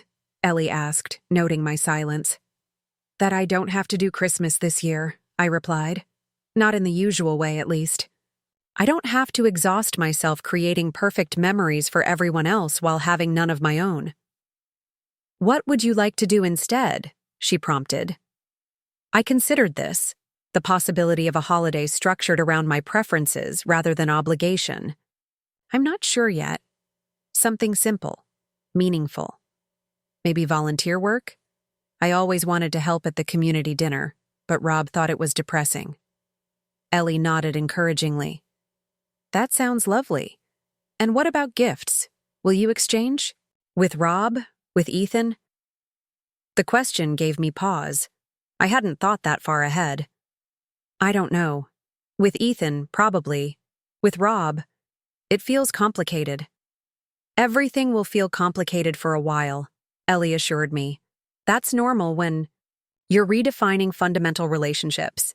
As we walked, the sun emerged from behind clouds, casting long shadows across the brick pathway. Ahead, a street musician played guitar, his case open for donations, his voice carrying on the winter air. On impulse, I stopped to listen.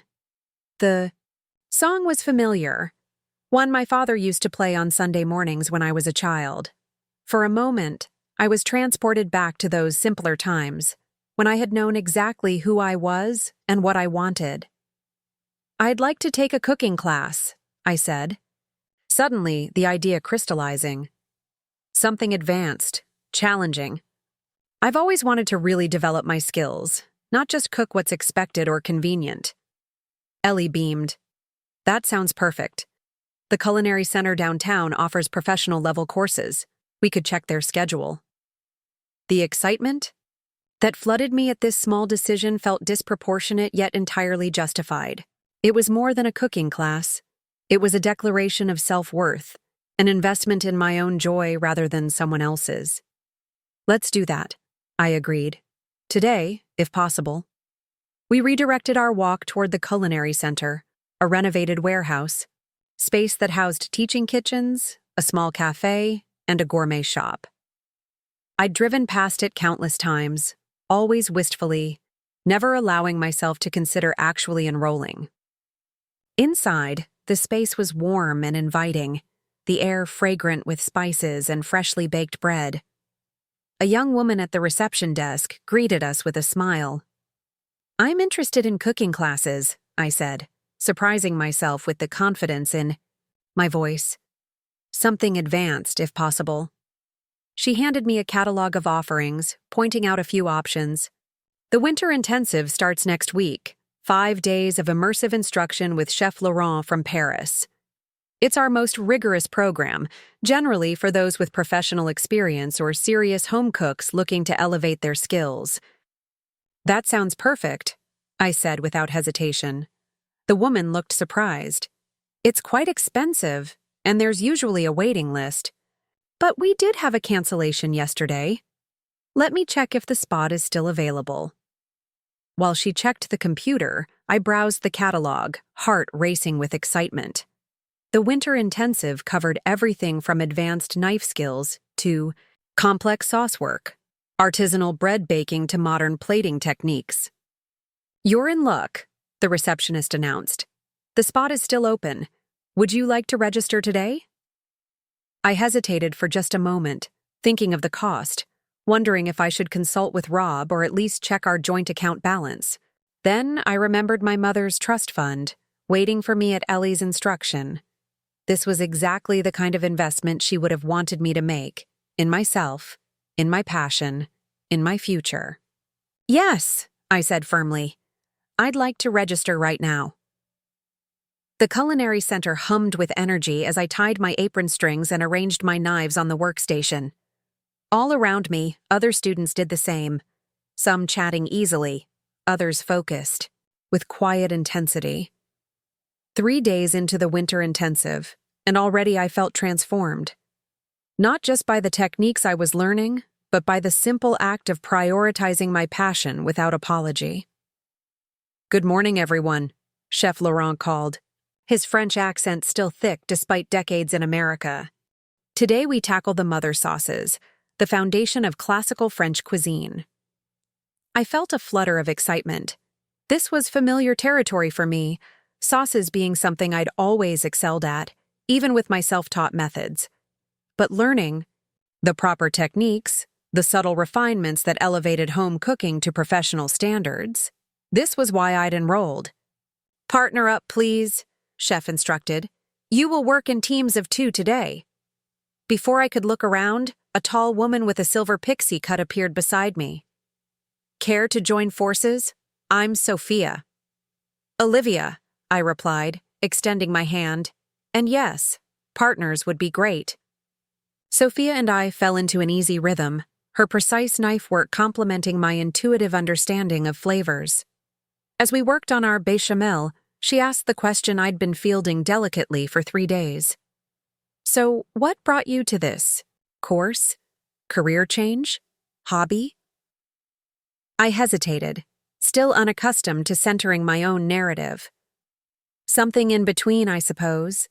Reclaiming a passion I put aside for too long." She nodded as if this made perfect sense. "I get that. I spent 30 years in corporate law before I realized I was miserable. Now I'm 62 and opening a small bistro next spring." Her directness was refreshing. "Really? That's incredible." "Terrifying is more like it," she laughed, whisking steadily. "My ex-husband thinks I've lost my mind. My kids are skeptical but supportive. But for the first time in decades, I'm doing something purely because it brings me joy." The parallel to my own situation was so striking that I found myself confiding in this near stranger. "I walked out on Thanksgiving," I admitted quietly, adjusting the heat under our sauce. "My family didn't save me a seat at the table after I'd cooked for 20 hours straight." Sophia's whisking didn't falter, but her eyes widened. "Well, damn. That would do it." "It wasn't just the chair," I clarified, the explanation becoming more practiced with each telling. "It was the culmination of years of being taken for granted, of making myself smaller to fit everyone else's expectations."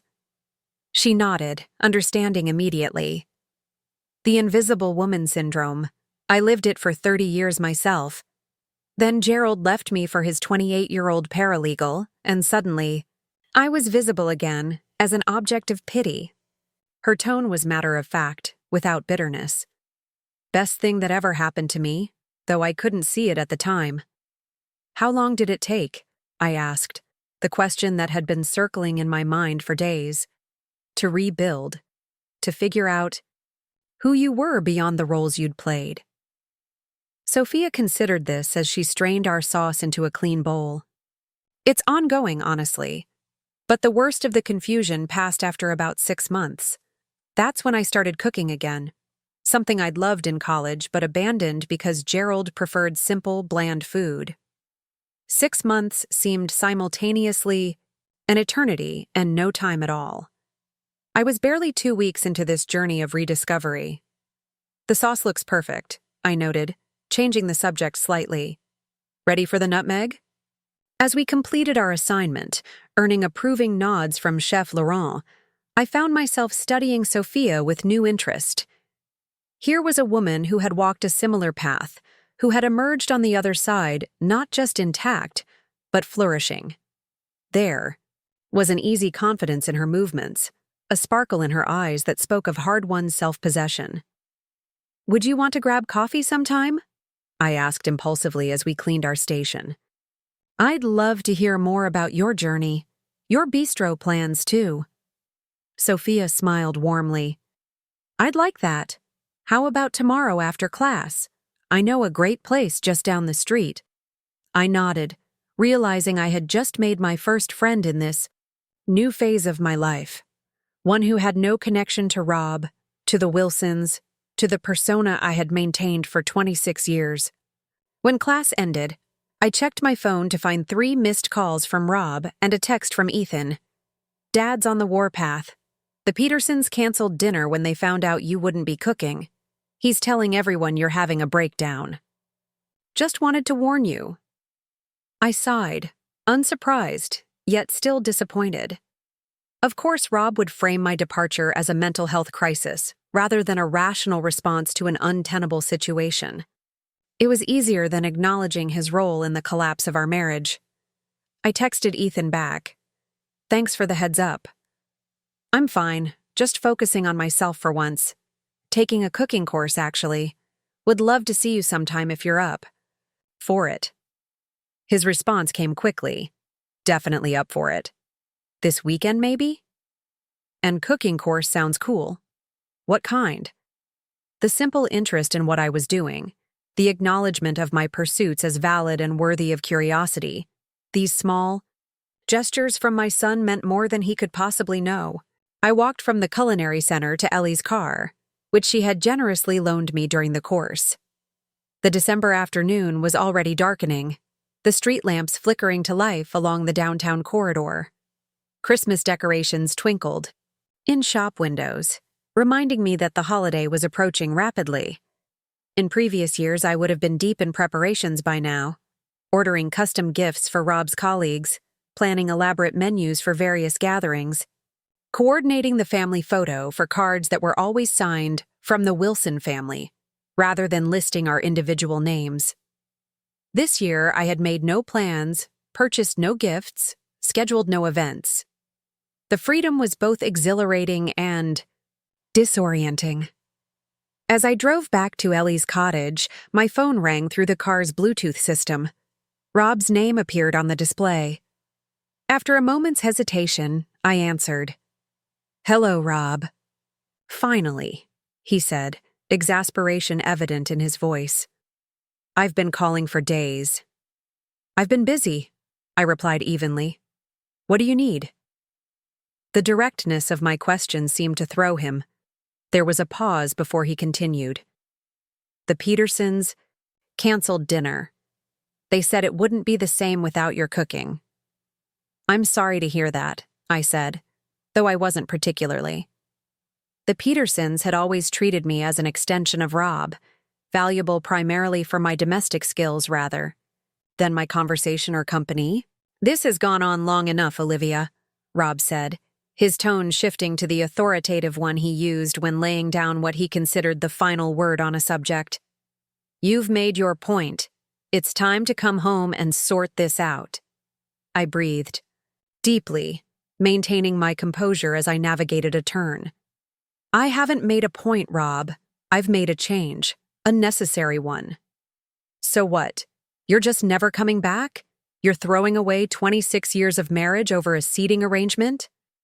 We were back to this again, his stubborn refusal to see beyond the precipitating incident to the deeper pattern it had revealed. I told you before, it wasn't about the chair, I said patiently. The chair was a symptom of a much larger problem. And what problem is that exactly? He demanded. That I worked 60-hour weeks to provide for our family while you got to stay home? That I never complained when dinner was late, or when you spent too much on groceries? That I supported your little hobbies whenever you got bored? His words landed like slaps, each one revealing how little he valued my contributions, how fundamentally he misunderstood our marriage. My little hobbies, I repeated slowly. Is that how you see my interests? My passions? The things that make me who I am? Don't twist my words, he backpedaled. You know what I mean. I know exactly what you mean, I confirmed, a new steadiness in my voice. And that's precisely why I left. You've never seen me as a full person, Rob, just as an extension of yourself, a supporting player in the Robert Wilson story. There was silence on the other end of the line, then a frustrated sigh.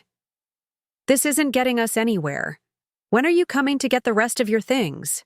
The guest room is full of your craft supplies, and it's driving me crazy having them. Sit there.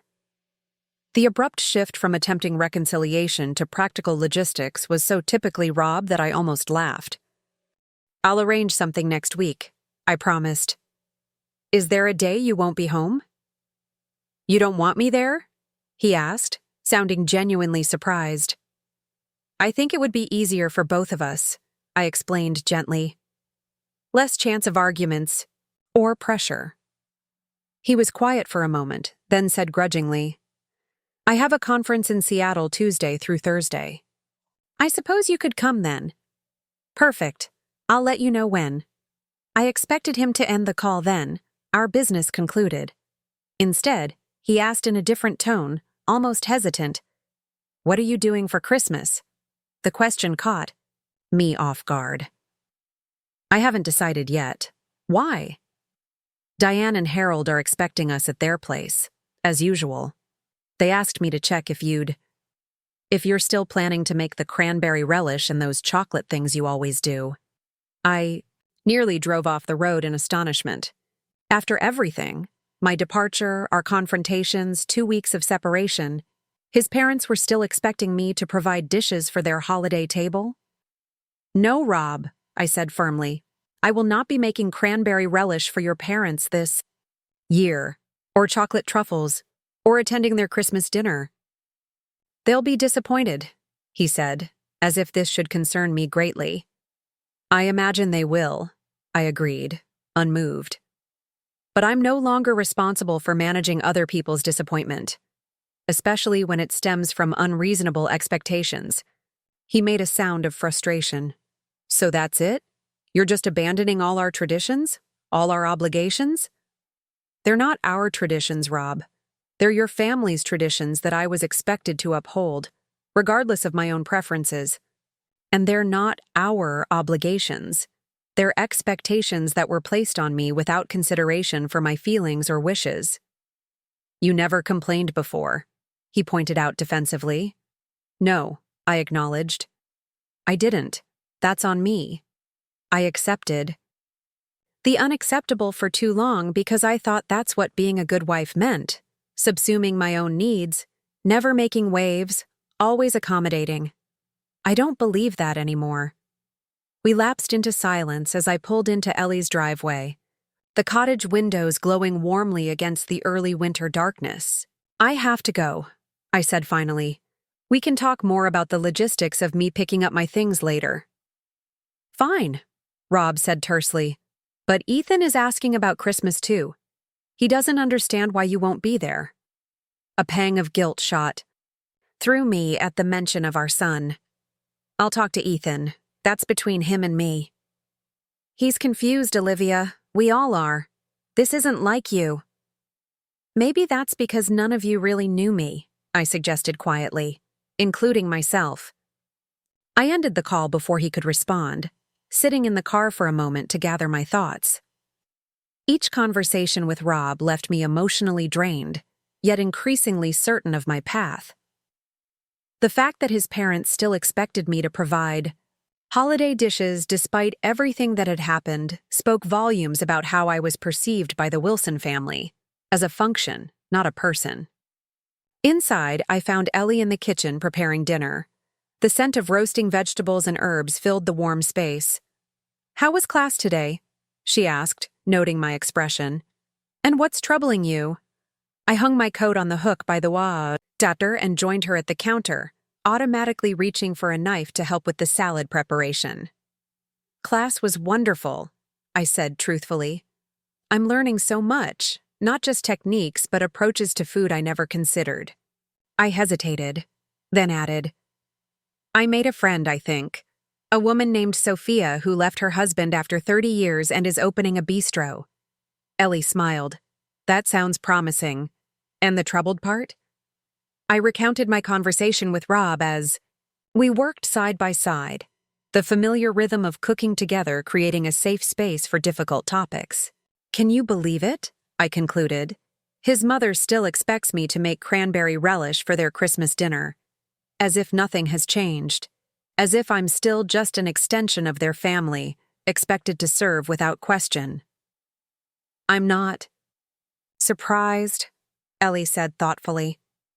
"People resist change, especially when it disrupts arrangements that benefit them. Diane never had to make her own cranberry relish because you always did it. Why would she want that to change?" Put that way, it seemed almost comically simple. "So, what do I do about Christmas? About Ethan?" Ellie sprinkled herbs into the salad, considering. "What do you want to do? Not what you feel obligated to do, or what would cause the least disruption." What would bring you joy this holiday? I paused, the question unfamiliar, but welcome. What did I want? Not what would please Rob, or impress his parents, or fulfill traditions I had inherited rather than chosen. I want something simple, I said slowly. Meaningful. Not focused on gifts or elaborate meals or perfect decorations. I want to be with people who see me, who value me for who I am, not what I provide. Ellie nodded encouragingly. That sounds lovely. And Ethan? I want to see him, I said without hesitation. But not at Harold and Diane's where I'd feel pressured to slip back into old patterns. Maybe I could invite him here, or meet somewhere neutral. You're always welcome to host him here, Ellie assured me. This is your home for as long as you need it. Her generosity touched me deeply. Thank you for everything. I don't know where I'd be without you these past weeks. You'd be somewhere, Ellie said confidently. Perhaps not as comfortable, but you'd have found your way. You're stronger than you've been allowed to believe, Olivia. After dinner, I called Ethan, nervous but determined to begin establishing new patterns in our relationship. Mom, he answered on the second ring. I was just thinking about you. How's the cooking class? His immediate interest in my activities warmed me. It's amazing, challenging in the best way. I'm learning so much. That's great, he said, and I could hear the smile in his voice. Dad mentioned you're not coming to Grandma and Grandpa's for Christmas. I took a deep breath. That's right. I need to make some changes, Ethan. Create some distance from patterns that weren't healthy for me. I get that, he said, surprising me with his understanding. Madison and I were talking about it, actually. She pointed out some things I never noticed before, like how Grandma always criticizes your cooking while eating seconds, or how Dad takes credit for your ideas. Madison's perception and willingness to voice it continued to impress me. She sounds insightful. She is, Ethan agreed, and she helped me see that maybe I've been part of the problem too, taking you for granted, assuming you'd always handle everything. His self-awareness brought tears to my eyes. Thank you for saying that. So, what are you doing for Christmas? He asked. Dad says you're abandoning all our traditions, but that doesn't sound like you. I'm not abandoning traditions, I clarified. I'm just creating space to discover which ones actually matter to me, rather than simply fulfilling expectations. I'd love to see you, though. Maybe we could meet for lunch somewhere? Or you could visit me at Ellie's if you'd like. There was a pause. Then Ethan said hesitantly, What about Madison? Could she come too? She's not flying home until after New Year's. Of course, I said immediately. I'd like to get to know her better. Cool, Ethan said, relief evident in his voice. Maybe we could do lunch on Christmas Eve?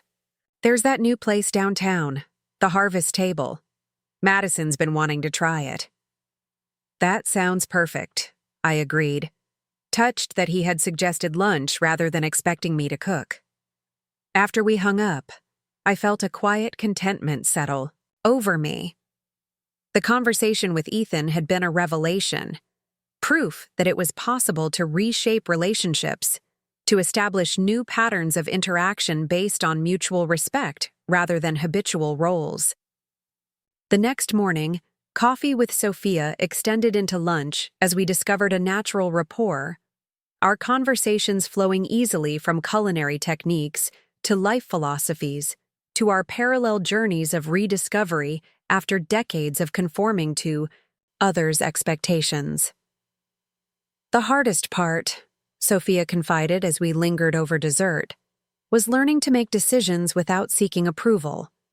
I'd spent so long calibrating my choices to Gerald's preferences that I initially felt paralyzed when facing options alone. I nodded, recognizing my own experience in her words. I still catch myself doing it. Yesterday, I almost bought a sweater in a color Rob would have approved of, even though I was drawn to a completely different one. Did you get the one you liked? Sophia asked. I did, I confirmed, smiling at the small victory. It's bright. Teal, a color Rob always said was too loud for me. Good for you, she said approvingly. Those small choices add up. They're how we reclaim ourselves, stitch by stitch. Tell me about your bistro plans, I prompted, genuinely curious. What kind of place will it be? Sophia's eyes lit up. Small, intimate, just 30 seats, French-inspired but not rigidly traditional. I want it to feel like someone's home kitchen, warm, welcoming, with food that nourishes more than just the body. As she described her vision in detail, the menu concepts, the atmosphere she hoped to create, the community she wanted to build, I felt a spark of something I hadn't experienced in years: ambition. Not the subdued, apologetic kind I'd allowed myself within the constraints of my marriage, but something bold and unapologetic. It sounds wonderful, I said sincerely. The kind of place I'd love to visit. You should do more than visit, Sophia said unexpectedly. I'm looking for a partner, someone who shares my passion and vision, someone who understands food as both art and connection. I stared at her, certain I'd misunderstood. A business partner? But you barely know me. She laughed. I'm a good judge of character, Olivia, and talent. I've watched you in class. Your instincts are impeccable. Your technique solid despite being self-taught. More importantly, you understand what food means beyond sustenance. That's rare. My heart raced at the prospect. I don't have any professional experience or business knowledge. I've got the business side covered, she assured me. 30 years in corporate law taught me that much. What I need is someone who brings soul to the kitchen. She leaned forward, earnest now. Think about it. No pressure. But if you're interested, we should talk more seriously once the course ends. The possibility she'd opened up followed me through the afternoon, a bright thread weaving through my thoughts as I drove, to the animal shelter where I'd begun volunteering on my days off from the cooking course. Working with the shelter animals had been Ellie's suggestion when I'd mentioned wanting to give back somehow during the holiday season. Animals don't care about your marital status or whether you've satisfied social expectations, she'd pointed out. They just appreciate kindness. She'd been right. The 3 hours I spent each visit, walking dogs or socializing with cats awaiting adoption, were uniquely healing.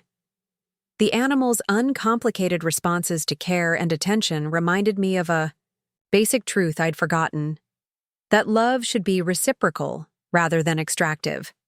Today I was assigned to the cat room, where I sat cross-legged on the floor, surrounded by curious felines. A sleek black cat with amber eyes had claimed my lap, almost immediately, purring thunderously as I stroked her silky fur. Onyx really likes you, commented Maya, the young shelter coordinator. She's usually pretty reserved with strangers. She's beautiful, I said, scratching under the cat's chin. How long has she been here? Almost 6 months, Maya sighed. She came in with her kittens after her owner died. The kittens were adopted quickly, but older black cats are always harder to place. I studied Onyx, feeling an inexplicable connection to this dignified creature who had lost everything and started over. Would you like to foster her? Maya suggested, noting my interest.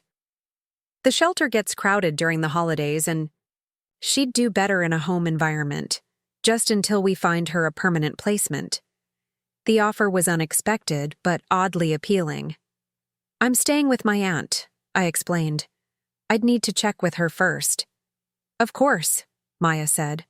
But think about it.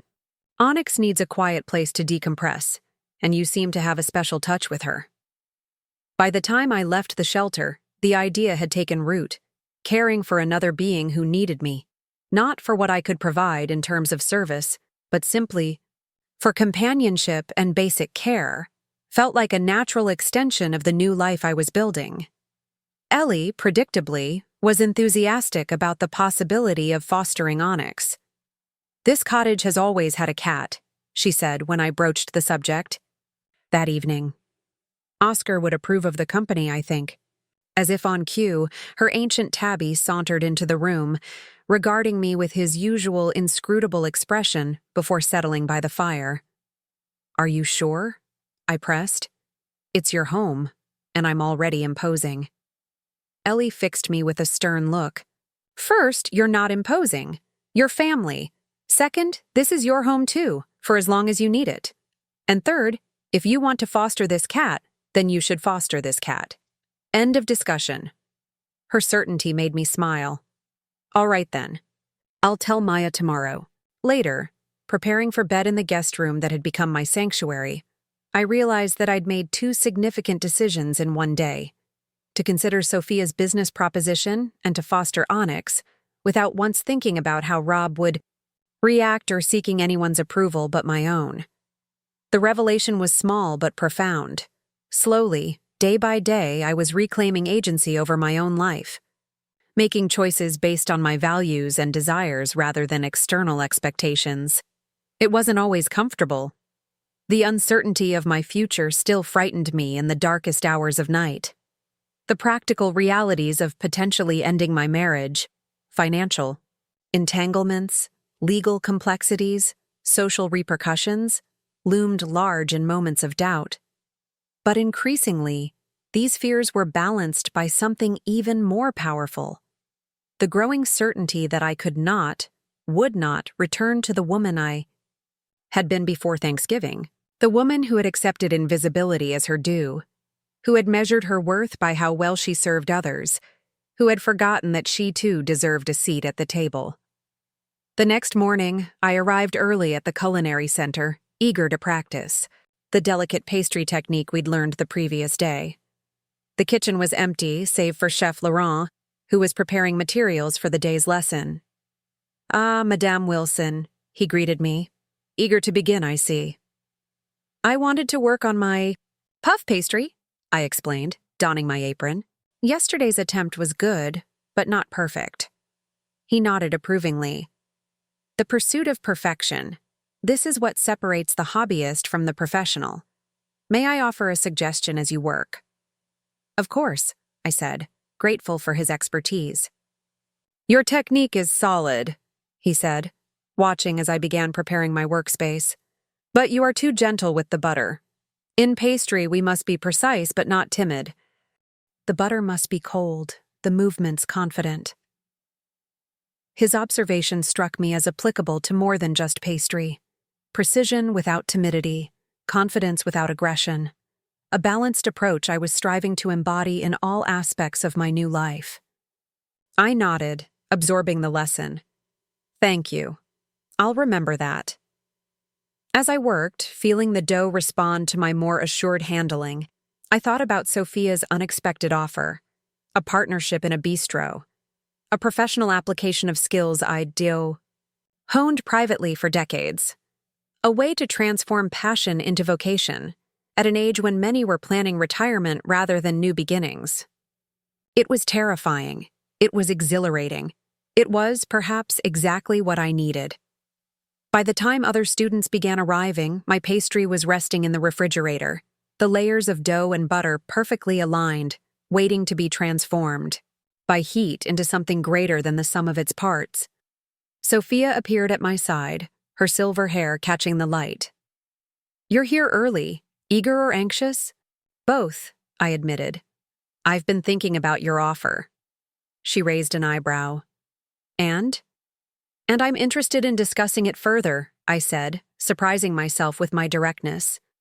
I have questions, concerns, but yes, I'm definitely interested. Sophia's smile was warm, genuine. Excellent. How about dinner next week? My place? We can talk details, share visions, see if we're truly compatible as partners. I nodded, excitement bubbling beneath the surface of my composed exterior. I'd like that.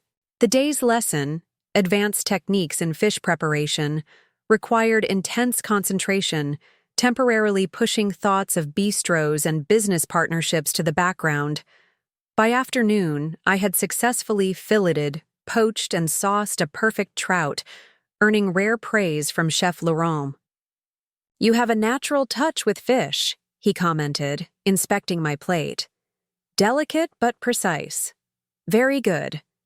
His approval, based on genuine accomplishment rather than my relationship to someone else, filled me with quiet pride. I was being seen for my abilities, my dedication, my passion, not as an extension of a husband or a mother, but as a cook in my own right. As I cleaned my station at the end of class, my phone buzzed with a text from an unfamiliar number. "Hi, Olivia, it's Madison. Ethan gave me your number. I hope that's okay.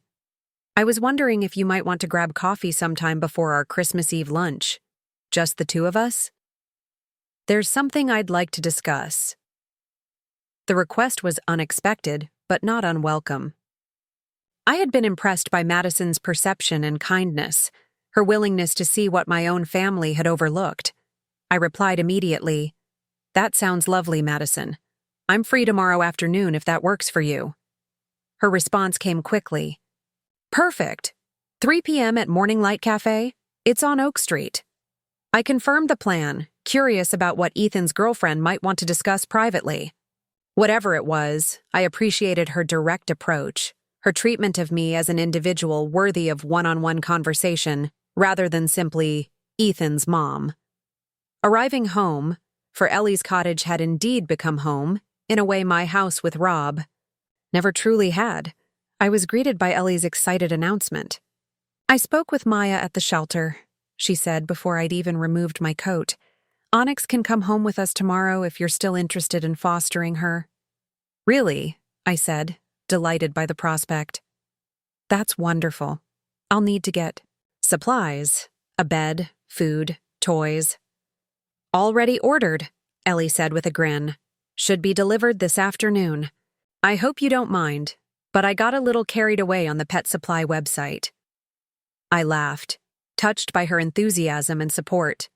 "Not at all. Thank you." The delivery arrived as promised.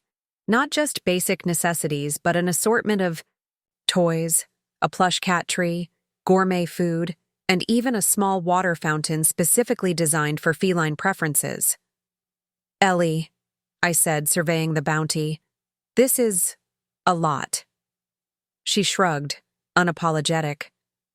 "I may have gone overboard, but new beginnings deserve celebration, don't they? Yours and Onyx's both." Arranging the cat supplies in my room, making space for this new presence in my life, I was struck by the symbolism of it all. A black cat, traditionally associated with bad luck and Western superstition, becoming instead a symbol of fresh starts and unconventional choices. Just as I finished setting up the cat tree by the window, my phone rang. Rob again. I considered letting it go to voicemail, then decided against avoidance. "Hello, Rob." "Olivia," he said, his tone uncharacteristically subdued. "I've been thinking about our last conversation." "Oh?" I said cautiously. "Yes, and I think you might have a point, about some things." The admission, however hedged, was so unexpected that I sat down on the edge of the bed in shock. "What things specifically?" I asked, not willing to assume agreement where there might be none. He sighed heavily. "About taking you for granted, about not seeing the work you put into our life, our home." Ethan said some things that made me think. I waited, silent, allowing him the space to continue without prompting or reassurance. "He pointed out that I've never cooked a meal for you," Rob said finally. "Not once in 26 years. That I don't even know where half the things in our kitchen are kept. That when you were sick with pneumonia 2 years ago, I ordered takeout every night instead of learning to prepare something simple." These were facts, not revelations. But hearing them from Rob's mouth, acknowledging them as meaningful, was new. "Yes," I said simply. "That's true. I'm not saying you're right about everything," he clarified quickly, the defensive edge returning to his voice. "But maybe we could talk about it about finding a compromise. I considered his offer, aware of the old pattern trying to reassert itself, Rob making a minimal concession, expecting maximal appreciation in return, the fundamental imbalance unchallenged. "I'm not sure I'm interested in compromise, Rob," I said carefully. Compromise implies meeting in the middle, but that's not where we were. We were at an extreme. You taking, me giving. Moving to the middle from there still leaves me with less than I deserve. There was a long silence before he responded. "What do you want then? A divorce? Is that where this is heading?" The question hung between us, weighty with implication. Was that what I wanted? The permanent severing of a bond that had shaped my entire adult life? "I don't know yet," I answered honestly. "I'm still figuring that out. What I do know is that I won't return to the way things were. I can't." "So what am I supposed to do?" he asked, frustration edging his tone. "Just wait indefinitely while you find yourself?" "That's up to you," I said, a new steadiness in my voice. "I'm not making demands on your time or patience. Rob, if waiting feels intolerable, then don't wait. Move on. File for divorce yourself if that's what you want." The suggestion clearly startled him. It's an option, I pointed out. One that's available to both of us. All I'm saying is that I need time before making permanent decisions. Time that I'm using to better understand who I am and what I need from a relationship. If you can't respect that need, then perhaps we already have our answer. After a moment, he said stiffly, "I'll give you until after the holidays. Then we need to talk. Really talk, face to face." It wasn't a demand, precisely. But it wasn't far off, still assuming his authority to set timelines for my process of discovery. "I'll be ready to talk when I'm ready to talk," I corrected gently. "Not on an arbitrary deadline, but yes, eventually we will need to have that conversation." He made a sound of frustration but didn't press further. "Fine. By the way, I changed. The days of my Seattle trip. I'll be gone Monday through Wednesday next week, if you still want to come get your things." "Thank you for letting me know," I said. "That works well with my schedule."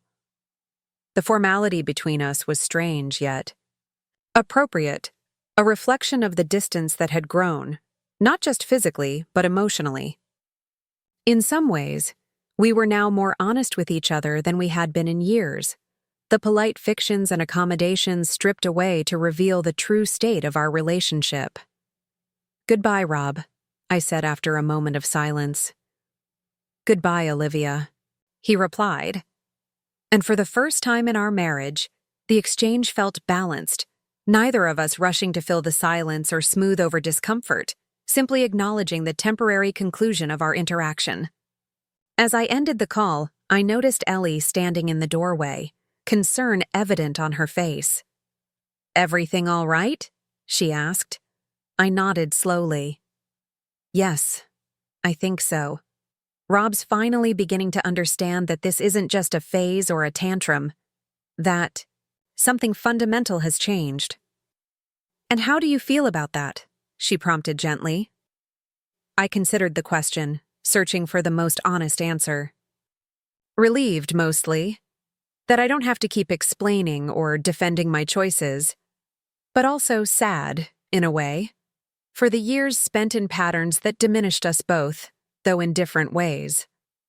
Ellie nodded, understanding without needing further elaboration. That was one of her gifts, the ability to hold space for complex emotions without trying to simplify or resolve them. "Dinner in an hour," she said, changing the subject with characteristic sensitivity to my needs. "I think she likes it here," Ellie observed, watching Onyx explore her new surroundings with curious dignity. The black cat had been with us for 3 days and had already established a routine. Morning meditation on the window seat, afternoon naps in patches of sunlight, evening companionship as I read by the fire. "She certainly seems comfortable," I agreed, smiling as Onyx delicately tested the cat tree, climbing to its highest platform before settling into a regal pose, surveying her domain. December had deepened around us, the holiday season in full swing throughout Riverside and Redwood, valley alike. Christmas was just a week away, and I had found myself embracing the season with unexpected joy. Not the performative, exhausting kind that had characterized my holidays for decades, but something simpler and more authentic. Ellie and I had spent yesterday afternoon stringing cranberries and popcorn for the garden birds, a tradition from my childhood that I had abandoned when Rob deemed it messy and pointless. We had laughed like schoolgirls when the thread broke, sending berries rolling across the kitchen floor, Onyx pouncing on them with playful delight. This morning, we planned to visit the local community center where I had signed up to help prepare meals for those in need. The volunteer work I had always wanted to do but had never prioritized over the Wilson family obligations. My phone chimed, with a text from Madison confirming our coffee date later that afternoon. Our lunch the previous day had been surprisingly meaningful, a conversation between equals rather than the awkward generational divide I had feared. "You're smiling," Ellie noted as I put my phone away. "Good news?" "Just confirming plans with Madison," I explained. "We're meeting for coffee at 3. "Ethan's Madison?" Ellie clarified, pleased. "I like that you're getting to know her independently." "So do I admitted. "She's quite remarkable, perceptive, kind, straightforward. She's good for Ethan." Ellie nodded thoughtfully. "The partners our children choose often reveal much about their growth, their healing from family patterns. Ethan choosing someone who sees clearly, who speaks truth kindly, that suggests he's breaking cycles too." Her observation resonated deeply. Ethan had absorbed the Wilson family dynamics just as I had, though from a different position.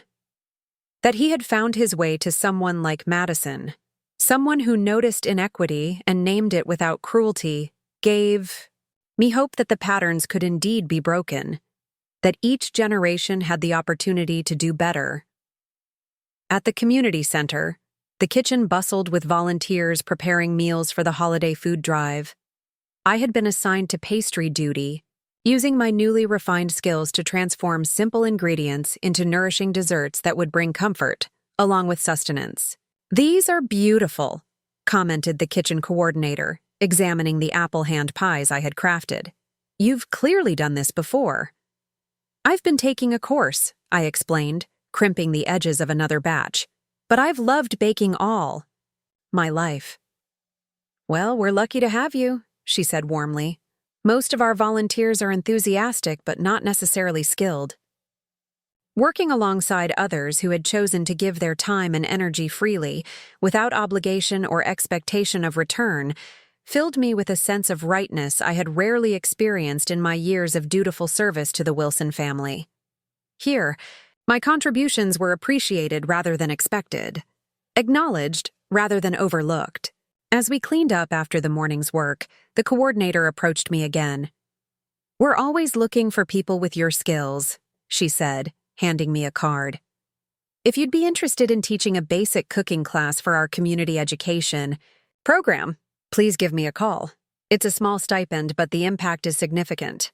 I accepted the card, touched by the recognition of abilities I had long considered ordinary, unremarkable. "Thank you. I'd love to consider it." Driving to my coffee date with Madison afterward, I felt a quiet contentment despite the uncertainty that still characterized much of my life.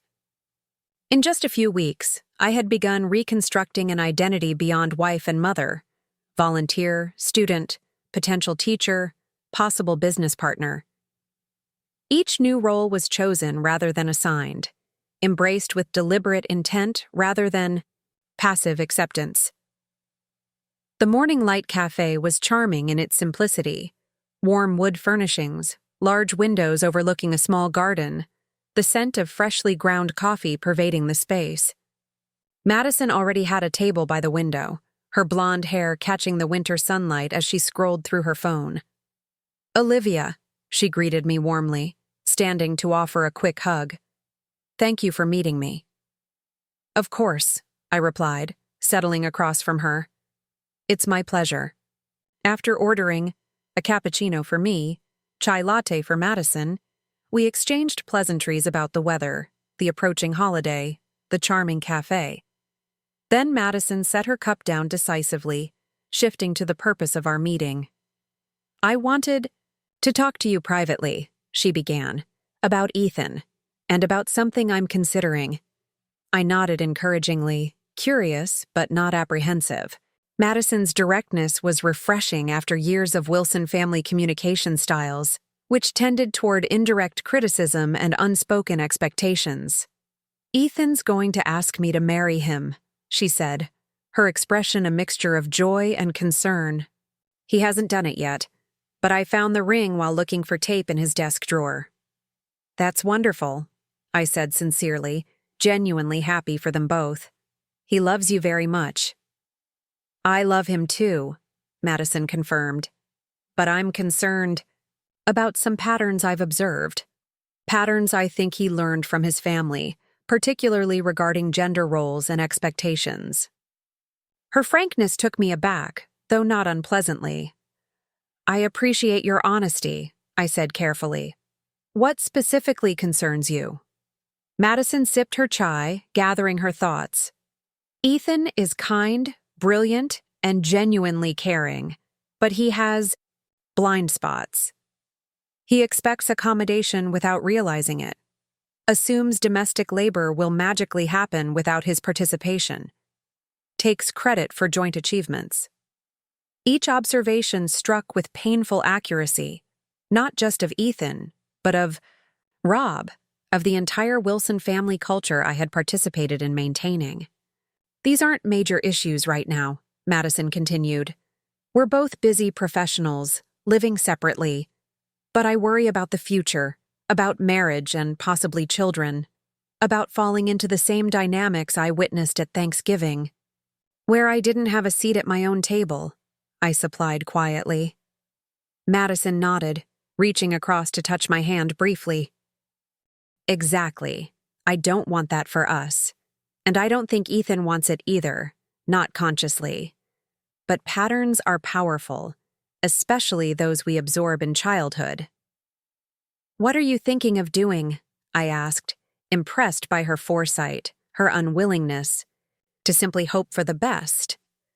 Premarital counseling for one thing, she said practically, but also conversations, honest, sometimes uncomfortable conversations about expectations, division of labor, mutual support. She paused, then continued more hesitantly. And I wanted to ask, would you be willing to talk with Ethan about these things from your perspective? Share your experience, the realities of how these patterns developed in your marriage? The request was unexpected, but deeply meaningful. Madison wasn't asking me to influence Ethan on her behalf, but to share my truth, to help break cycles that had caused harm. Yes, I said without hesitation. I would be honored to have that conversation with him. Relief washed over Madison's face. Thank you. I wasn't sure if it would be too painful, too personal.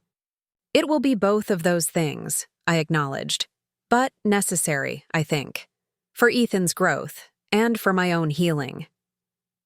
We talked for another hour, moving beyond relationship concerns to share our personal histories, professional aspirations, views on everything from politics to literature. By the time we parted, I felt I had gained not just a future daughter-in-law, but a friend in her own right, an unexpected gift from this period of transformation. Later that evening, as Ellie and I decorated the small Christmas tree we had purchased for the cottage, my phone rang with a call from Sophia. I've secured the lease, she announced without preamble. The space on Cherry Street. It's ours if we want it. My heart raced at the hours, the casual inclusion that still felt startling after years of marginalization. That's wonderful news. When can I see it? Tomorrow morning? 10 o'clock? I'll meet you there with the keys and floor plans. I agreed, eagerly, barely able to contain my excitement as I shared the news with Ellie. A restaurant partnership, she mused, hanging a delicate glass ornament on a pine branch. Your mother would be so proud. She always said your cooking was wasted on people who couldn't truly appreciate it. She did? I asked, surprised. My mother had never criticized the Wilsons directly, at least not in my hearing. Ellie nodded, her expression wistful. Ellen was diplomatic, but observant. She saw how your talents were treated as utilitarian, rather than extraordinary. It troubled her. I absorbed this revelation, this posthumous validation from my mother, as I continued decorating the tree. So many women in my life had seen what I had been blind to. My mother, Ellie, now Madison. Even Sophia, a relative stranger, had recognized my worth more clearly than those who had claimed to love me most. The next morning dawned clear and cold, winter sunlight glinting off frost-covered surfaces as I drove to meet Sophia at our potential bistro location. The space, formerly a bookshop, was situated on a charming street in downtown Riverside, surrounded by boutiques and galleries that attracted both locals and tourists. Sophia waited on the sidewalk, keys in hand, her silver hair bright against her plum-colored coat. "Ready to see our future?" she asked, eyes twinkling with excitement. The interior was simultaneously better and worse than I had imagined. Better, in its bones, its high ceilings and original hardwood floors. Worse in its current condition. Dusty and neglected after months of vacancy. "It needs work," Sophia acknowledged, leading me through the main space toward what would become the kitchen. "But the basics are solid. Good plumbing, updated electrical, ventilation system that passes code." As she outlined her vision, the bar area, the intimate dining section, the open kitchen where customers could watch their meals being prepared, I found myself mentally arranging equipment, planning workflow, imagining the dishes we would create in this space that was just beginning its transformation. "What do you think?" Sophia asked finally, watching my face closely. "Can you see it?" "I can," I said truthfully. "It feels right, like it's been waiting for us." She beamed, clearly relieved. "That's exactly how I felt when I first saw it. Now let's talk brass tacks. Investment, timeline, division of responsibilities." For the next hour, we sat on portable stools Sophia had brought, poring over business plans, financial projections, and design concepts. The numbers were daunting, but not impossible, especially with my mother's trust fund providing my initial investment. "We're targeting an April opening," Sophia concluded, rolling up the floor plans. "That gives us 4 months for renovations, staffing, menu development, and soft launch events." "April," I repeated, the timeline simultaneously intimidating and exhilarating. "It feels fast."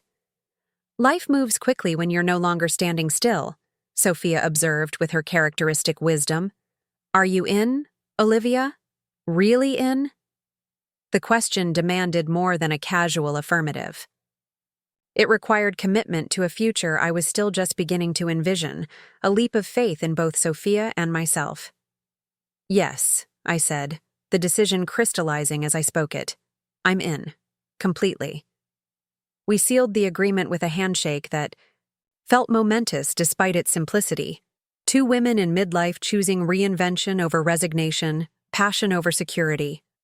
As I drove back to Redwood Valley, my mind bubbled with ideas for the bistro, potential signature dishes that would showcase both Sophia's French influences and my own more eclectic culinary preferences. So absorbed was I in these pleasant projections that I almost missed the turn for Ellie's cottage, having to brake suddenly to make the corner. Inside, I found not just Ellie, but Ethan waiting, his expression a mixture of anxiety and determination that immediately raised my concern. "Ethan," I said, setting down my purse. "What a surprise. Is everything all right?" He stood, hands shoved in his pockets in a gesture reminiscent of his teenage years. "Yeah, I wanted to talk to you about some stuff." Ellie tactfully excused herself, mentioning errands that needed running, leaving us alone in The cozy living room. Madison told me about your coffee date, Ethan said once we'd settled on the couch. About what you discussed. I nodded, uncertain where this was leading.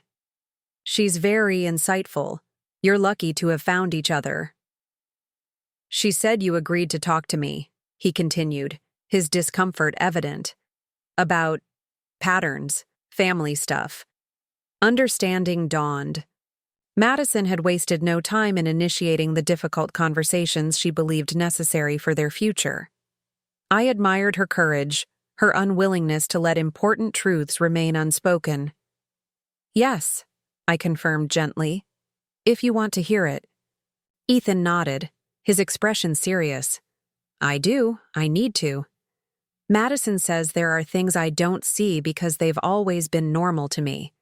Ways I might hurt her without meaning to.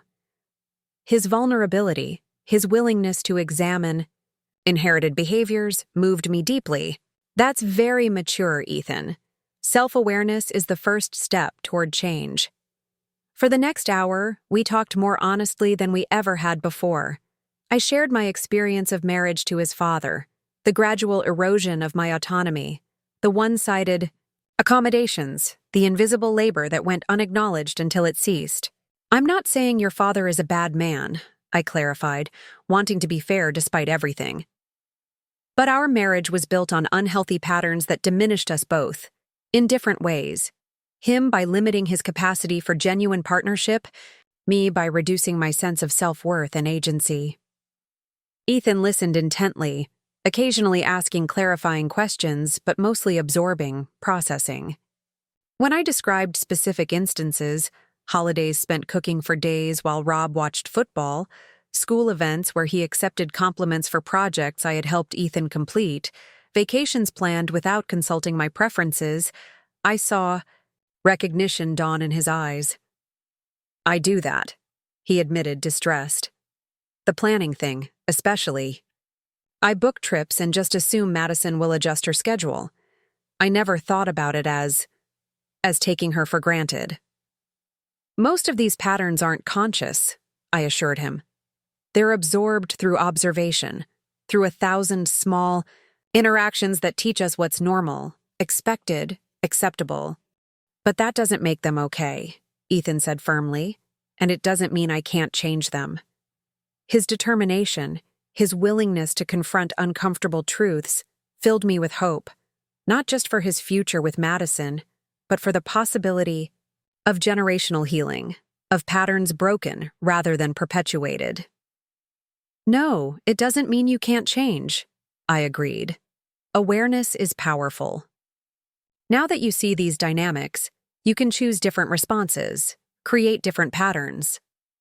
As our conversation wound down, Ethan asked the question that had clearly been troubling him throughout. Mom, are you and Dad going to get divorced? The directness of his inquiry caught me off guard, though I should have anticipated it. I don't know yet, I answered honestly. That's a decision I'm still working toward. What I do know is that I can't return to the marriage as it was. Too much has changed, not just circumstances, but me. I've changed. Ethan nodded slowly. I can see that. You seem different, more yourself, somehow. His perception touched me deeply. That's exactly it. I'm becoming more fully myself, reclaiming parts I had set aside or suppressed to make others comfortable. Before he left, Ethan hugged me tightly, the kind of genuine embrace we had shared when he was small, but had grown rarer as he matured. I'm proud of you, Mom, he whispered. That probably sounds weird, a son being proud of his mother. But I am. His words stayed with me long after he departed, a balm to wounds I hadn't fully acknowledged. Pride from my son, respect from his partner, professional recognition from Chef Laurent and Sophia, these validations from people who saw me clearly, who valued me for my authentic self rather than my usefulness, were healing in ways I couldn't have anticipated. The week before Christmas passed in a blur of activity, finalizing partnership paperwork with Sophia, completing the culinary course with top marks, volunteering at both the animal shelter and community center, preparing for my lunch with Ethan and Madison on Christmas Eve. I also made time to return to the house while Rob was in Seattle, collecting the remainder of my personal belongings.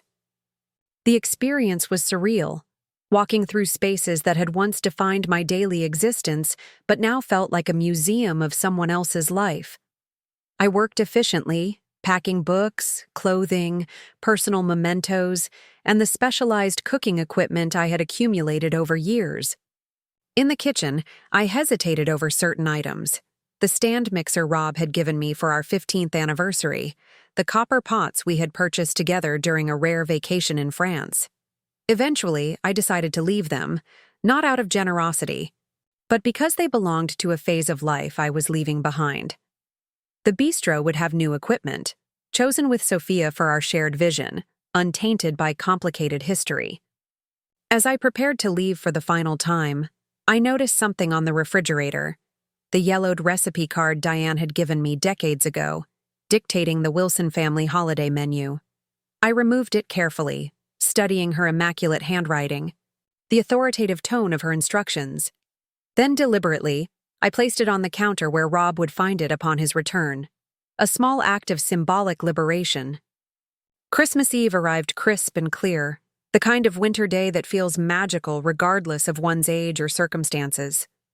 Ellie and I had planned a quiet evening at the cottage after my lunch with Ethan and Madison, simple food, exchange of token gifts, perhaps a drive to see the town's Christmas lights. The harvest table, where I was meeting the young couple, lived up to its name: rustic elegance, seasonal ingredients, an atmosphere of unpretentious warmth. It reminded me, pleasantly, of the vision Sophia and I had for our bistro. Ethan and Madison were already seated when I arrived, both looking festive in holiday colors. Madison's face lit up when she spotted me, her welcome as warm as Ethan's. "We ordered champagne," she announced as I joined them. "We're celebrating."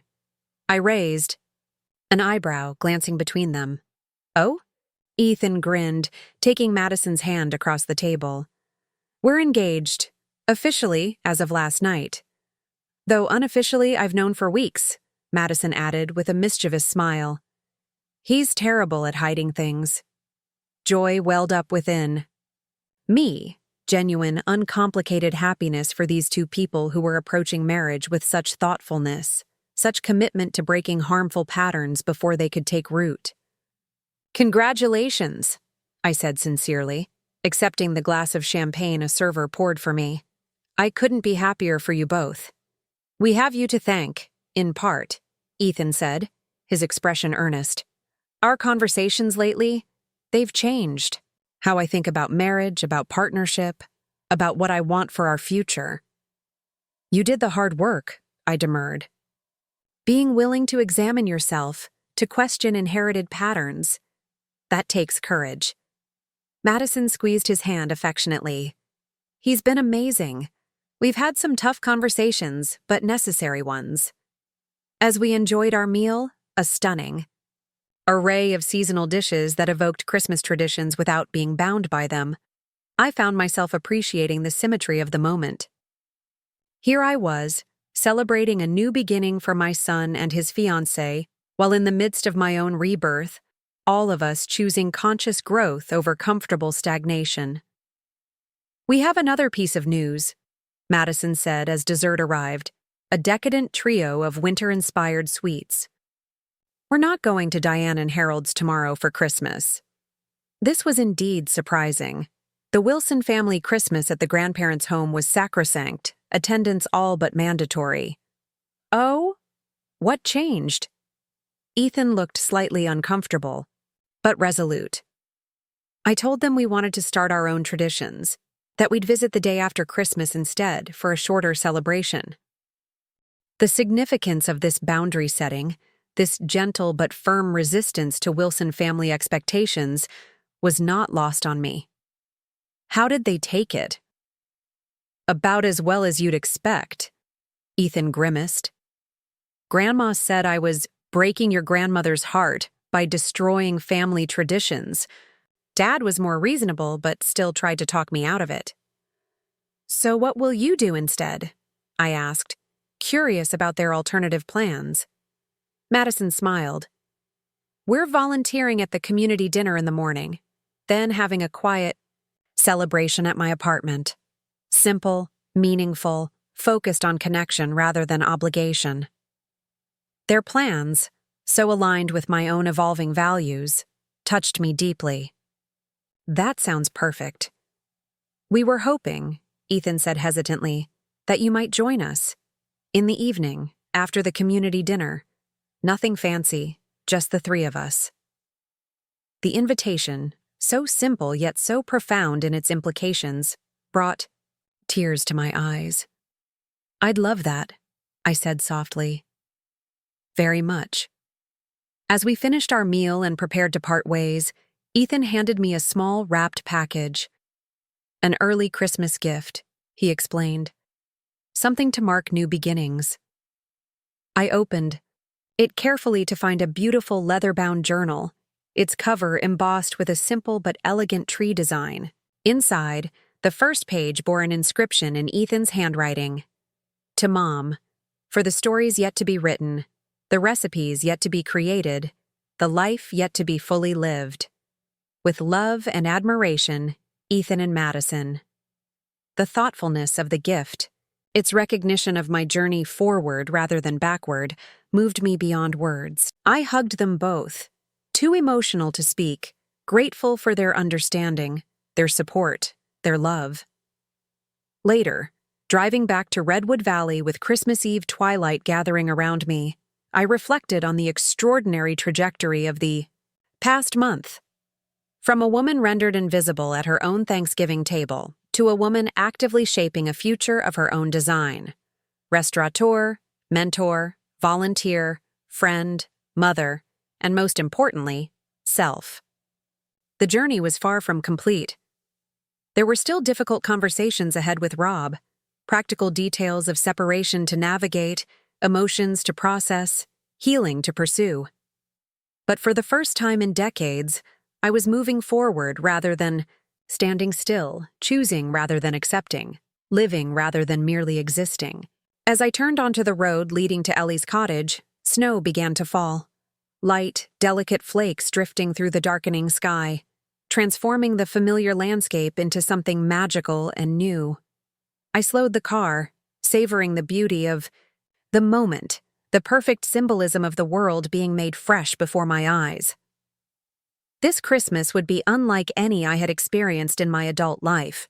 Simple rather than elaborate, chosen rather than obligatory, centered on genuine connection, rather than performance. There would be no exhaustive cooking, no perfect table settings, no carefully curated gifts designed to impress rather than delight.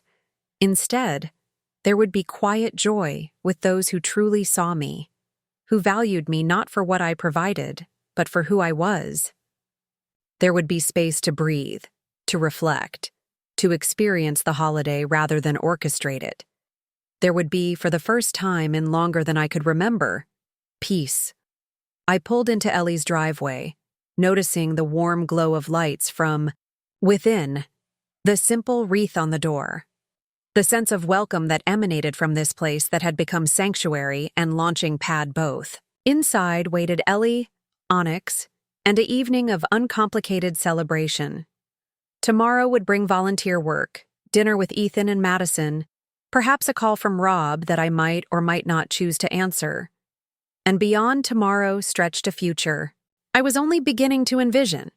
A bistro partnership with Sophia, potential teaching at the community center, a life shaped by my choices rather than others' expectations. A life in which I would never again stand in a kitchen refilling a gravy boat while my place at the table disappeared, in which I would never again accept invisibility as the price of belonging. I stepped from the car into the gently falling snow, tilting my face upward to feel the cool touch of flakes against my skin. In the quiet of the Christmas Eve dusk, surrounded by transformation both literal and metaphorical, I made a silent promise to myself to honor the journey, to embrace the uncertainty, to remain faithful to this new voice that had emerged from years of silence, to ensure that wherever life took me from this point forward, there would always, always be a seat at the table with my name on it. Up next, you've got 2 more standout stories right on your screen. If this one hit the mark, you won't want to pass these up. Just click and check them out.